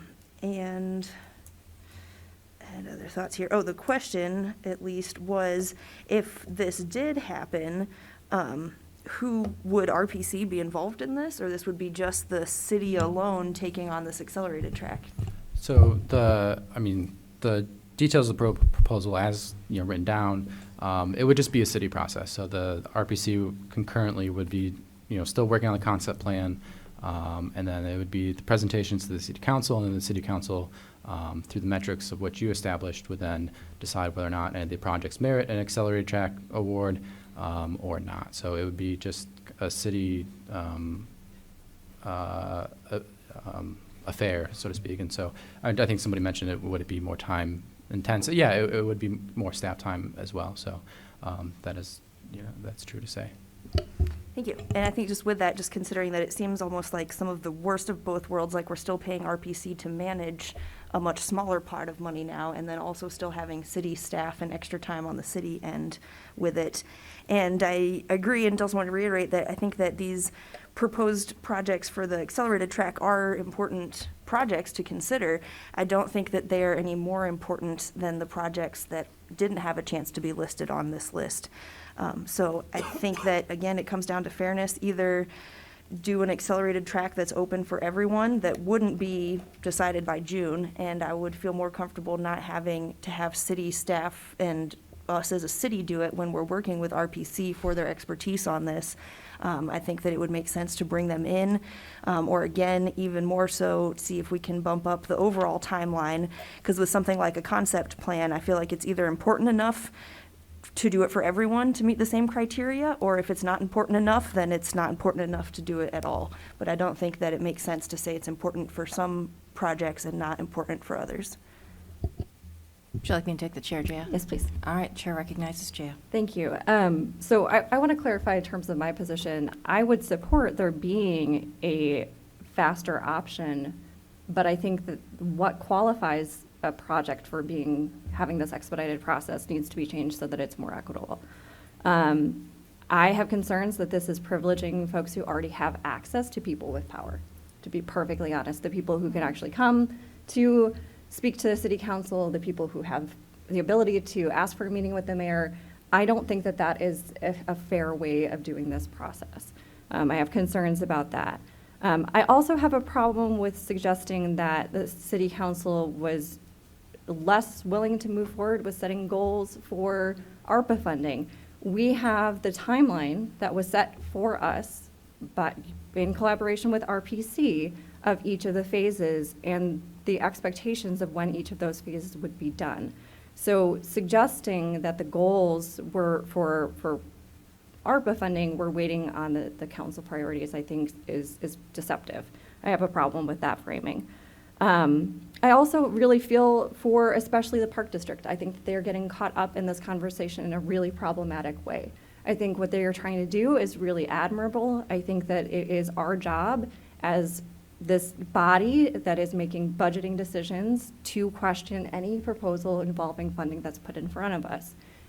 That doesn't mean questioning the quality or the value of the work that they are trying to do. And I think it's really important to make that differentiation, that saying we have a process that we have committed to and want to stand by does not mean that we don't support or recognize the value of the Health and Wellness Center. Those are two separate pieces. There could be an opportunity for overlap, but there has to be a process to ensure that that's fair.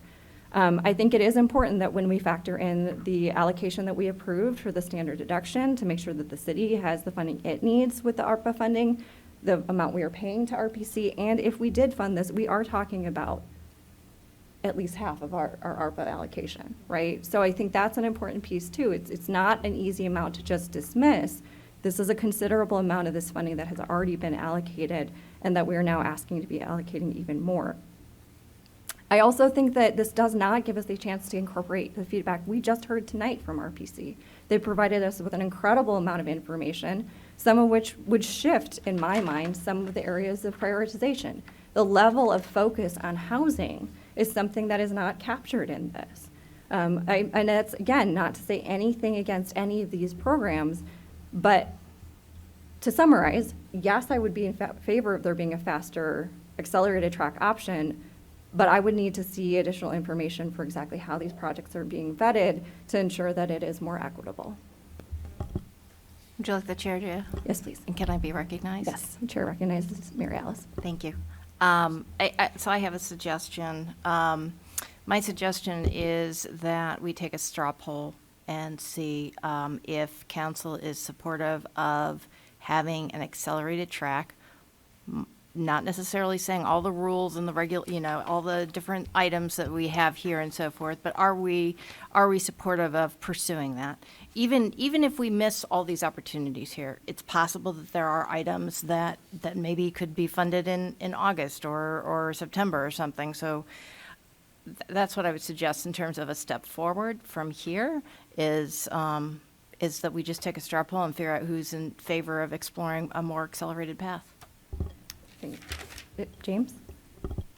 Yeah, I want to just say a couple things, and then I would support Mary Alice's ask for a straw poll, and that is, I want to thank Chandra for pointing out that these may not be all or nothing options, and so that can mitigate it. I also would encourage other council members to understand how Brookins Gym is being used now by the Park District and how it serves youth at this point in time, because I think there's a model there that they're trying to expand with this additional facility, which may not continue to exist with the long-term availability of the Brookins facility as it goes forward.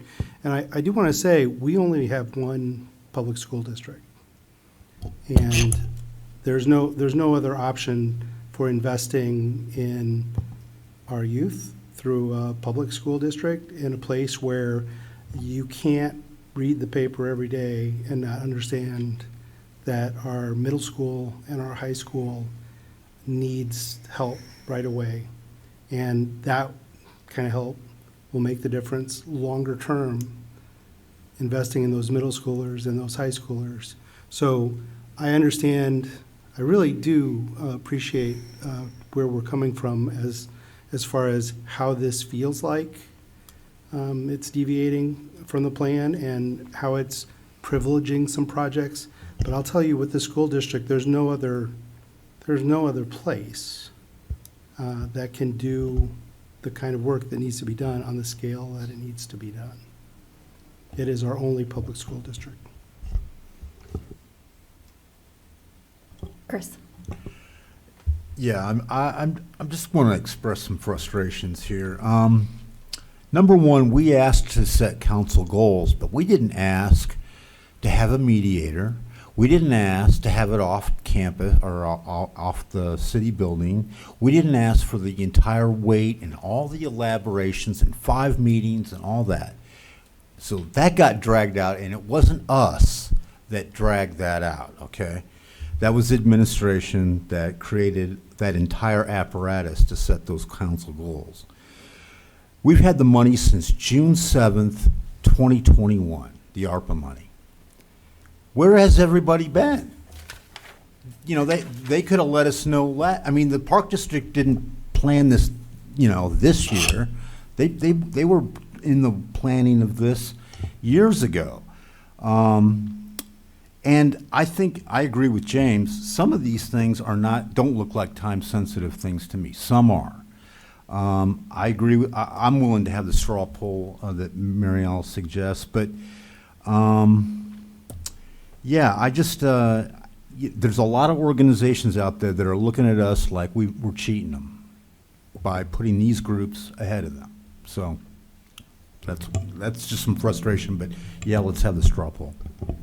Can I ask, so for the straw poll with the, let's assume just end of year 2022 for the concept plan, let's say the first vote of council to allocate funds. If it's not July 1st, what would be the deadline for accelerated track? I mean, that'll affect, the whatever next iteration, if that's where we go. Would it be if it's, August 1st, September 1st, October 1st? I think you can have, the different amounts of times would have different processes potentially. So I don't know if there's a contemplation of what a new timeline would be then, not to gum it up just before the vote though.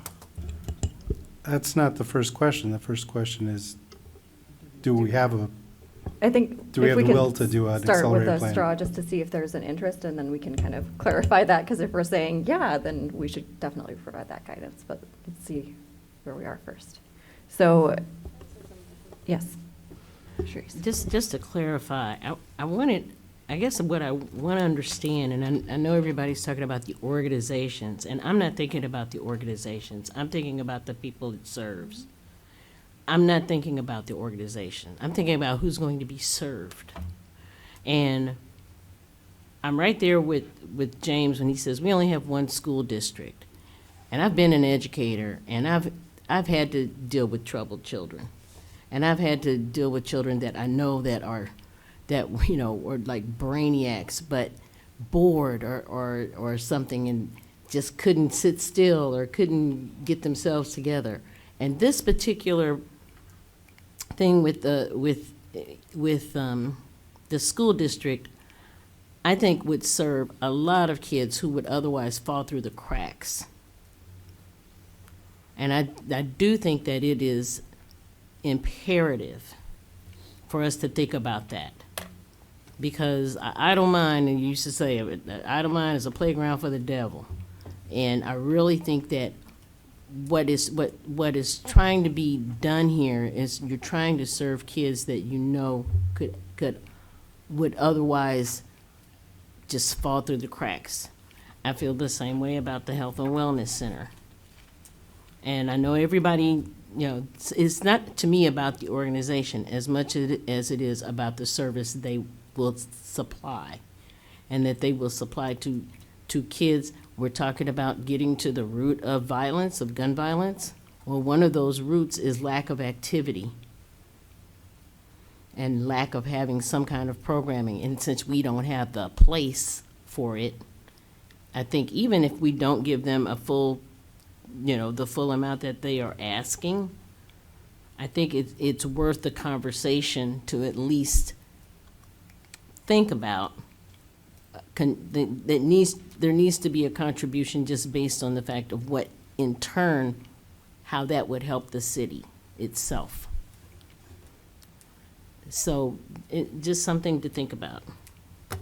All right, so in terms of interest in there being an accelerated track, not committing to any specific accelerated track, are we doing raised hands? We haven't done this in person. I guess if you're in favor of an accelerated track of some kind, raise your hand. All right, so that's 6-1. So it looks like there is interest in an accelerated track. I think Will's question is an important one. Do we have a sense for what the cutoff for projects for an accelerated track should be?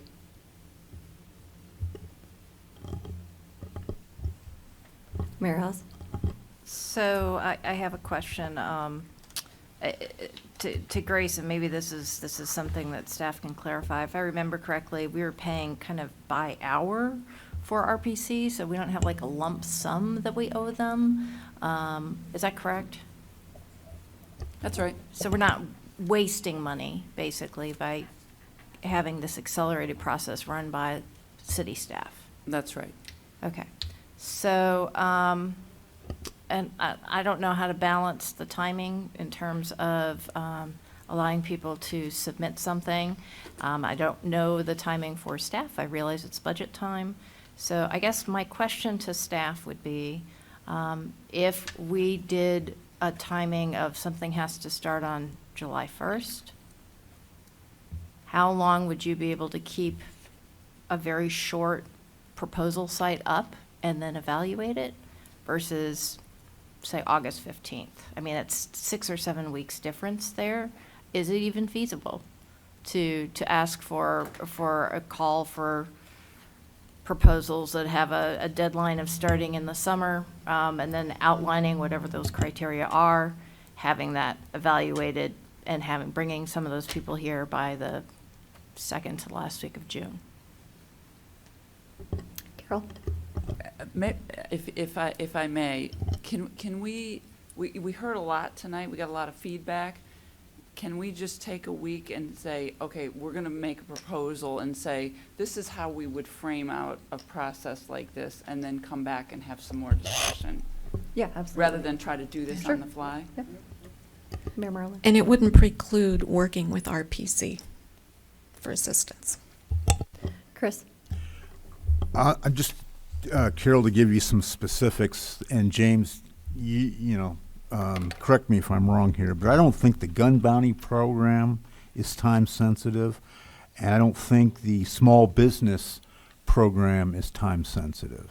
And I question whether the CU Trauma and Resilience Initiative is, they could plug in later. That's just a suggestion. I could be wrong.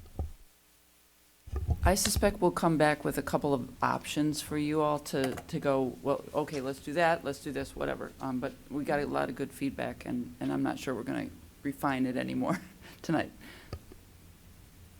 All right, I think that was a very robust discussion, but we do still have additional resolutions and ordinances to get to, so any closing thoughts before we move along? Yep. All right, so next we have the first resolution of the night, so resolution number 2022-05-04R, resolution authorizing intervention in a pending property tax assessment appeal before the Illinois Property Tax Appeal Board, Family Video Movie Club, 1901 South Philo Road. Presentation from Executive Committee, and I think there are 3 related resolutions on this topic. Point of Yes. order. If it's possible, I'd like to see if we could roll these together. But I'd like to hear the explanation first. That works for me. All right, I will speak to them together. I planned on doing that. So just very quickly, every year we have probably a couple dozen properties that property owners appeal their assessment, and we typically work very closely with Wayne Williams, the Cunningham Township assessor, on evaluating which ones we want to negotiate or take some time to make a case at the Board of Review to try to protect the assessment. And then after the Board of Review does their work, a few property owners might try to take their appeals to PTAB because they're not satisfied with the Board of Review. And in these 3 cases for these 3 resolutions, we have decided that we would like your authority to intervene in these 3 cases because we do not want the assessments reduced any further than what was determined by the Board of Review. And that's what we're asking for, is that authority. Happy to answer any questions. Are there any questions? James? Can you summarize how much they've been reduced already in value? Oh, I'm sorry I didn't bring that level of detail, but I could get it for you. I'm just curious, ballpark maybe? I just don't have the numbers in my head. I have reasons in my head. I don't have numbers in my head, but I can get them for you before the council meeting. Thank you.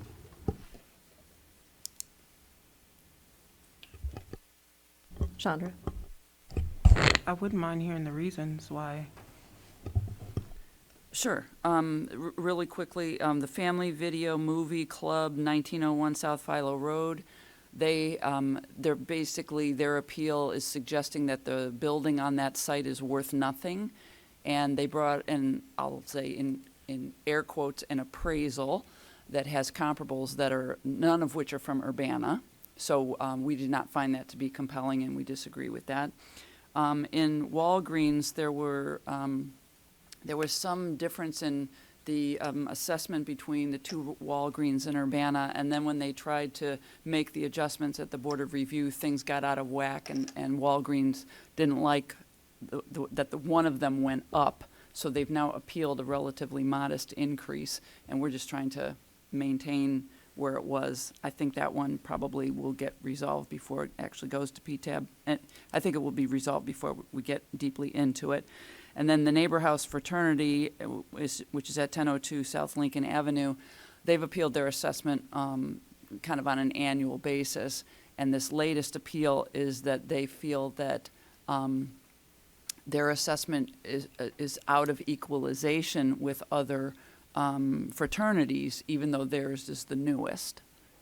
And so we disagree with that, and there's an appraisal from a couple of years ago that we used, that they had gotten, and I believe Wayne had gotten an appraisal also. So I feel like we have 2 strong cases and one that'll sort of resolve itself. Grace? Thank you. Thanks for the background on some of those cases. And I was wondering when it says city's legal representative, who that's referring to. Like, is that Dave Wesner? Yeah, Is that right? Dave Wesner, Okay. the city attorney. Okay, because he was kind of filling a vacancy. He's kind of acting city attorney. Is that right? Well, for now, he is the city attorney. Oh, okay. So yeah, it'd be We have great it's vacant as a staff position, but he is the city attorney. He's a contract city attorney at the moment. Okay. And I was wondering how these costs would be, what impact they would have, like what funds they would come from. Would this be just the attorney fees, or is there a separate pool for this? No, this would just come out of the legal the legal budget. This is pretty modest, actually, the amount of investment that we would have in doing this. And as I said, we work collaboratively with Wayne on these, so between the two of us, we try to minimize the cost. And to the extent there's any appraisals that get done, Wayne pays for them. Okay, The township pays for them.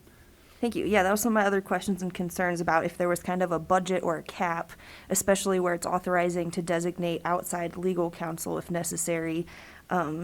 Just wondering, in the event that it becomes something bigger and if there's a cap that we're not going to accrue legal fees that exceed the difference Right. of the assessment or something. Right, we're very mindful of what's at stake, and so, I mean, I have an appraisal background, so often I will assist with just my background in reviewing an appraisal, I track certain kinds of comparables just because I do.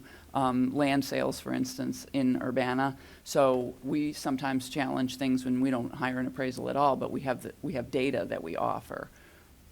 Or I can point out if there are flaws in an appraisal that's provided by a property owner. So we keep it as modest an investment in terms of dollars as we can.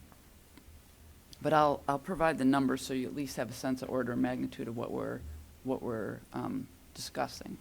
Yeah, thank you. That would be helpful. It's definitely helpful to clarify that you have in mind, that balancing and kind of limited budget and being able to take care of things in a less expensive way. Yeah, it's just helpful because in the way it's written in here, it just didn't see, a cap or anything on that. Sure. And I think that's all for now. There's a very small typo in the last whereas clause on all three of them, if you care. Just a double AA, very last sentence. Okay, thanks. Mary Alice. So I think this makes a lot of sense. We are consistently talking about equitable appraisals, and so that people are paying what they should be paying, not only in city tax, but the school tax and all the other taxing bodies that we have. So I'm going to attempt to do this correctly. I'm going to move that we merge these in omnibus fashion. Is that the right way to do it? Okay, so I'm going to make a motion that we move I think we have to do this in two things. One is omnibus, and then we have to, approve the omnibus to send it to okay. So resolution number 2022-05040R, resolution authorizing intervention in a pending property tax assessment appeal board for the Illinois Property Tax Appeal Board of Family Video Movie Club, 1901 South Philo Road, and resolution number 2022-05041R, a resolution authorizing intervention in a pending property tax assessment appeal before the Illinois Property Tax Appeal Board with Walgreens, 302 East University Avenue, and the third one, which is resolution number 2022-05042R, a resolution authorizing intervention in a pending property tax assessment appeal board for the Illinois Property Tax Appeal Board for the Neighbor House Fraternity at 1002 South Lincoln Avenue. Second.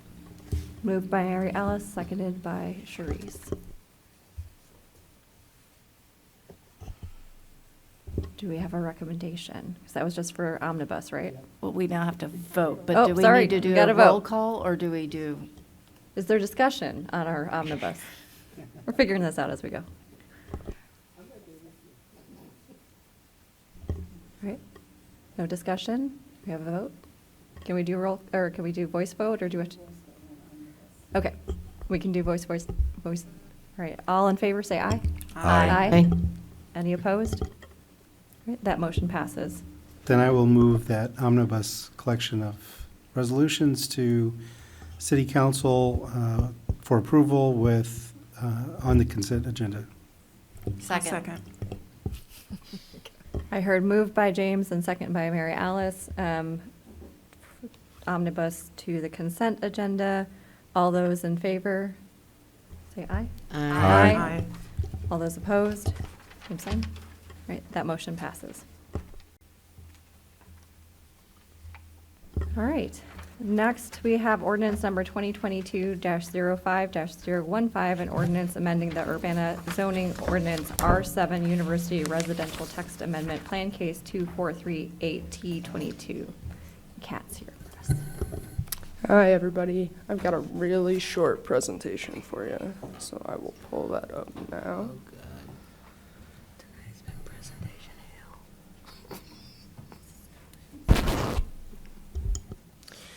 All right.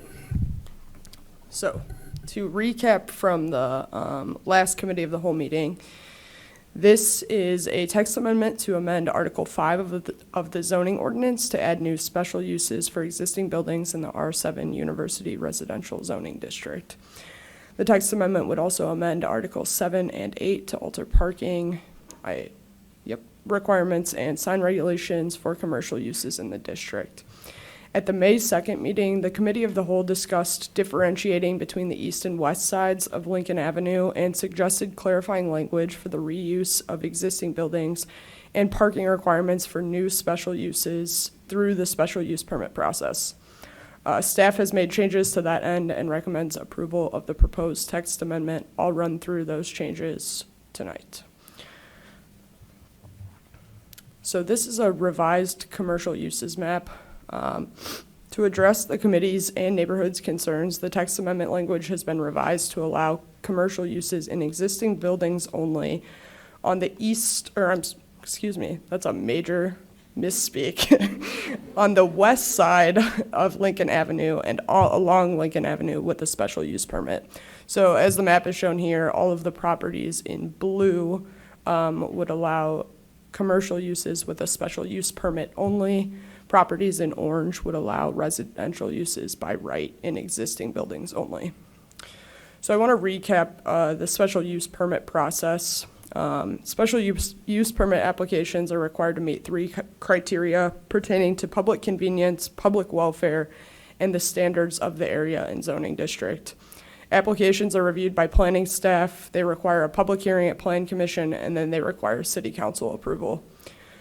Conditions for approval can be applied to the special use permit to ensure compatibility with the surrounding neighborhood. For example, a special use permit for a cafe could limit its operating hours, and a special use permit for a hotel could require the operator to lease parking spaces from a nearby parking lot. Those are just examples of conditions that could be added.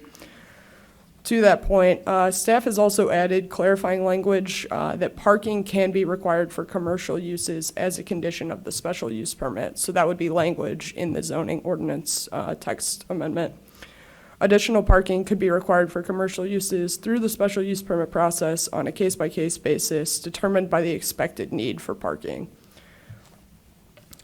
We were also asked to add language about the reuse of existing buildings and what that would mean for the actual building itself. The intent of the proposed text amendment is to allow new uses in the R7 district only in existing buildings to help promote reuse and preservation of the historically significant structures. Staff proposes prohibiting structural changes to the exterior of the buildings and requiring certain exterior changes to be reviewed by the chair of the Historic Preservation Commission and the zoning administrator. This would help clarify what is considered reuse of an existing building and help promote the goal of the text amendment to preserve significant buildings and their significant features. The administrative review process for local landmarks would apply well to the R7 properties and would prevent unwelcome exterior changes to the buildings. Exterior changes to properties in the Lincoln-Busey corridor must also comply with the Lincoln-Busey corridor design guidelines, subject to review by the Design Review Board. A few other changes have also been made to the table of uses and the R7 zoning description sheet that were included in your packet. As requested, and reasonably so, the hotel motel use was removed from the permitted uses residential section and moved to the special uses residential section, which is where it should have been the whole time, on the zoning description sheet. The notes section of the zoning description sheet was also revised to show the correct symbol for uses permitted by right or with a special use permit in existing buildings only.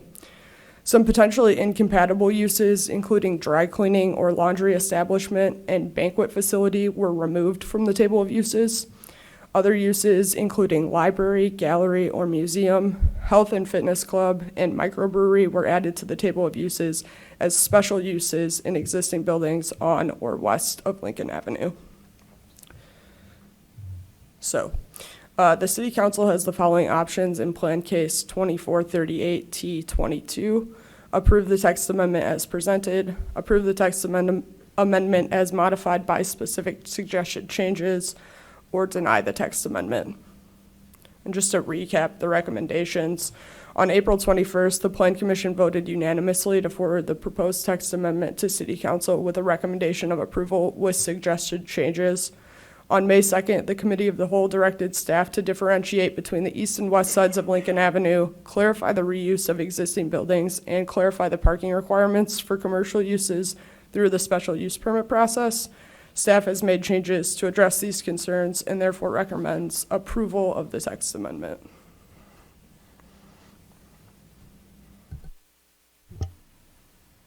Mary Alice? So Kat and Kevin, thank you. I guess this process has been going on for well over a year now, maybe 2 years. So I just, first I wanted to thank staff. I wanted to thank the neighbors for all working together, coming up with different solutions. I know every side didn't get 100%. I get that. I do want to mention, because there has been a lot of talk about the east and west side of Lincoln, there's been a lot of talk about boarding houses, fraternities and sororities and so forth. So one of the concerns brought up by neighbors, but also brought up by council members, was that boarding houses are very different entities than fraternities and sororities. So I thought that this was a good compromise, in that the only boarding house that is left now that could have commercial is one. There's one. Everything else is in the east side of after Lincoln Avenue. It also covers the two fraternities that were in the 600 block that we didn't kind of know what to do with those two. So it really covers the residential areas of the neighborhood. I think there was a lot of mixed opinions in terms of what to do in the block face of Lincoln. Having a special use permit is a good compromise, I think. I know I've talked to a couple of people about the special use and some of the alcohol-related items, such as a liquor store, tavern or nightclub. Now we have microbrewery. That actually would require 2 council votes. And the reason it would require 2 council votes is because it is a special use permit, and we approve every liquor license at council. So the public has 2 times to come and argue for or against either of those 3 items. Having a liquor store that closes at 7 p.m., I'm just throwing a time out here, it could potentially be written in there. I don't think liquor stores would build something that would close at 7 p.m., sorry, my bad. So, and then the other thing that I wanted to clarify that I talked to Kat about today is, regardless of whether or not a planned unit development appears on a zoning sheet, it is available in all zoning districts, R1 all the way up. So it doesn't really matter if it's on this, it's covered by the zoning ordinance. So those are kind of the last of the things. I think one thing that I don't know if you had an opportunity, Kevin, to talk with Nick about the whole multifamily and the minimum requirements for an apartment. I would be interested at the next city council meeting if we could just have some clarification, just as as some information to my fellow city council members. The definition of multifamily is 3 units or more, so there's no cap. So it might make sense in a fraternity or sorority to have 10 apartments, 14 apartments. It doesn't make a lot of sense to have 10 apartments in a boarding house. So my question was, is there a minimum requirement in terms of space, in terms of amenities that an apartment has, so it would qualify for that? So I guess that's my summary. And I would, after people ask their questions, I would ask that it not be put on the consent agenda, just so we have that follow-up with the multifamily. So, thank you. Chris? I want to first thank all the residents that have participated in this process vigorously and have informed council staff and everybody and the Plan Commission on what they wanted. Especially want to thank Eric Sachs for his leadership on this. I also want to thank Councilmember Wu for her leadership on this. And I want to thank Kat and Kevin, of course, as we like to say at my house, you're now eligible for ice cream. But seriously, I really appreciate you making the adjustments on this. And it really does help. I'm going to be okay with liquor stores and taverns because we do get 2 shots at the apple here in terms of reviewing it and making sure it's an appropriate fit for whatever happens. Just to let the public know that again, you're going to be able to really weigh in if something like that decide. We're not going to put cams right, across from the Alice Campbell Center, but there will be opportunity to review that. So again, thanks to everybody and good job. And I would encourage the council to approve this. Grace? Thank you. Yes, echo the thanks for this creative solution, and it sounds like a lot of the residents have been pleased overall with these changes. My question was about the section 514, Part C, that's optional. So I guess I'm confused if that's like already part of it, or if that's another thing we need to kind of decide if it goes in. Yeah, that would be that's an option to add into this, but we're recommending that would be added into the ordinance, So like just if- to clarify. Okay, so if we approve this resolution as written, does it include C? Yeah, Kat, does it include that? Because it says option. That's a good question. I'm pretty sure it's in there, but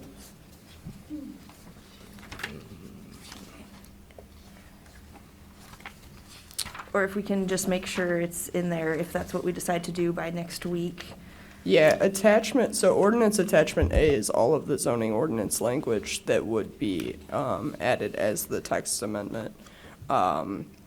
So if, as recommended, we would recommend approval of the option. Yeah, on page 10, it includes that. Right. Yeah, I was just confused by the option. Well, yeah, sorry, I should have clarified that. Staff is recommending that the council, approve that option as our mechanism for reviewing external changes to, any proposed external change to an existing building. Okay, thank you. Yeah, and I appreciate that being in there from our previous conversation, and I had some questions about that, because it says no structural changes, and that means like big stuff, right? Yes, and I'm happy you asked because I forgot to show you my cheat sheet. Okay. So we included the table 12.1 level of review for contributing properties in the staff report. I've got a shorter version that I think is more straightforward than the existing zoning ordinance language. So it's broken out into 3 sections. Exempt undertakings would still be exempt for R7 buildings. That includes these listed here. Then minor and major works would both be subject to administrative review by the chair of the Historic Preservation Commission and the zoning administrator. More substantial than the exempt undertakings. And these are all shown in the table. It's just a more concise sheet we've got here. So building additions would be considered a major work. That's one that obviously would be subject to administrative review. Thank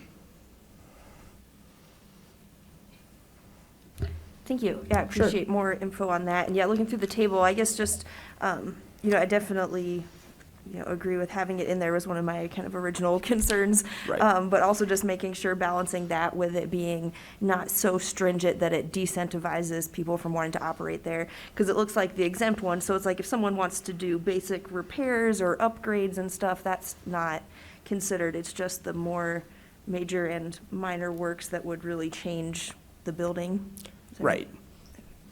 Cool, and I guess then it's staff's opinion that that's the best way to go about it. That won't be too, complicated of a process for any potential future people. Yeah, this is a process we go through for historic properties. Contributing property is already in Urbana.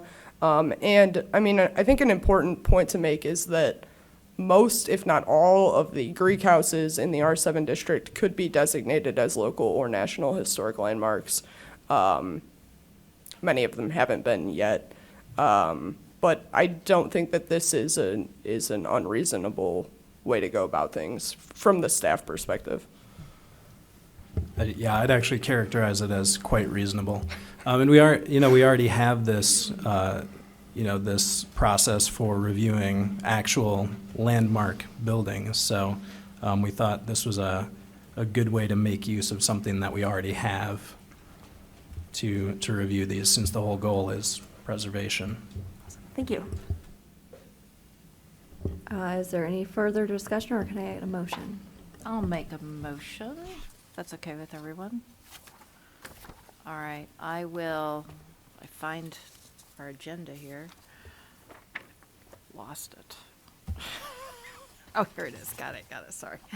I will move ordinance number 2022-05015, an ordinance amending the Urbana zoning ordinance for R7 University Residential Text Amendment, Plan Case 2438T22, to City Council with a recommendation for approval. Second. Moved by Mary Alice and seconded by Grace to send to City Council with a recommendation for approval. Any further discussion? Seeing none. All in favor, say aye. Aye. Any opposed? That motion passes. Next, we have ordinance number 2022-05-018, an ordinance amending the Urbana zoning ordinance solar energy system text amendment, Plan Case 2425T21. Marcus.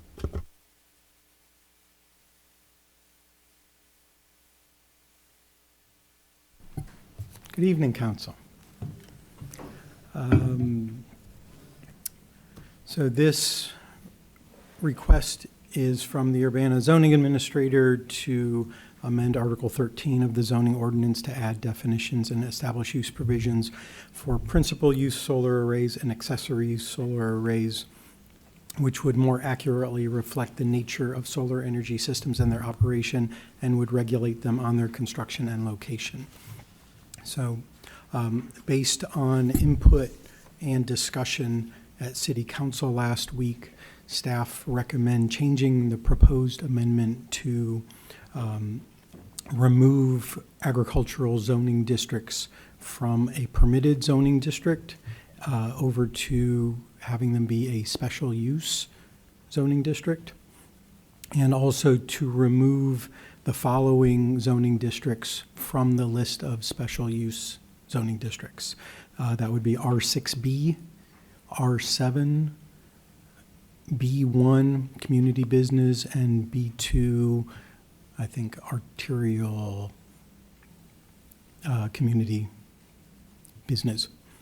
So removing those four zoning districts completely from the special use list of districts, and otherwise leaving the rest of the language unchanged.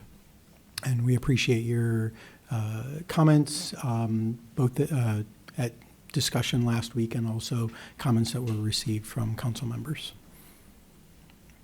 And open to questions or anything. Any questions? Grace? So we don't have an updated whatever ordinance or anything in front of us for today, is that right? That's correct. Okay. That would be based on what your direction is tonight. I would amend it to be that and then submit that to City Clerk for distributing in the packet. Okay, and so we're talking about the existing proposal from last meeting, plus removing for large solar farms, the ag zone by right to special use permit. And then it was also the solar farm removed from certain districts. Could you repeat that? It would not be permitted as a special use in R6B, R7, B1, and B2. And I have a slide that I can pull up if you like, if having a visual would be helpful. Yeah, I think so, because I just didn't, I don't reference what part of the conversation or the reasoning there is behind that at this point. I can jump in on that. So since Mary Alice had suggested removing R7 since it didn't make sense, we just went back and looked at other districts that we had proposed. And so R6B, there's only 3 properties zoned R6B in the city. They're right by downtown. Nobody's ever going to do a solar farm there.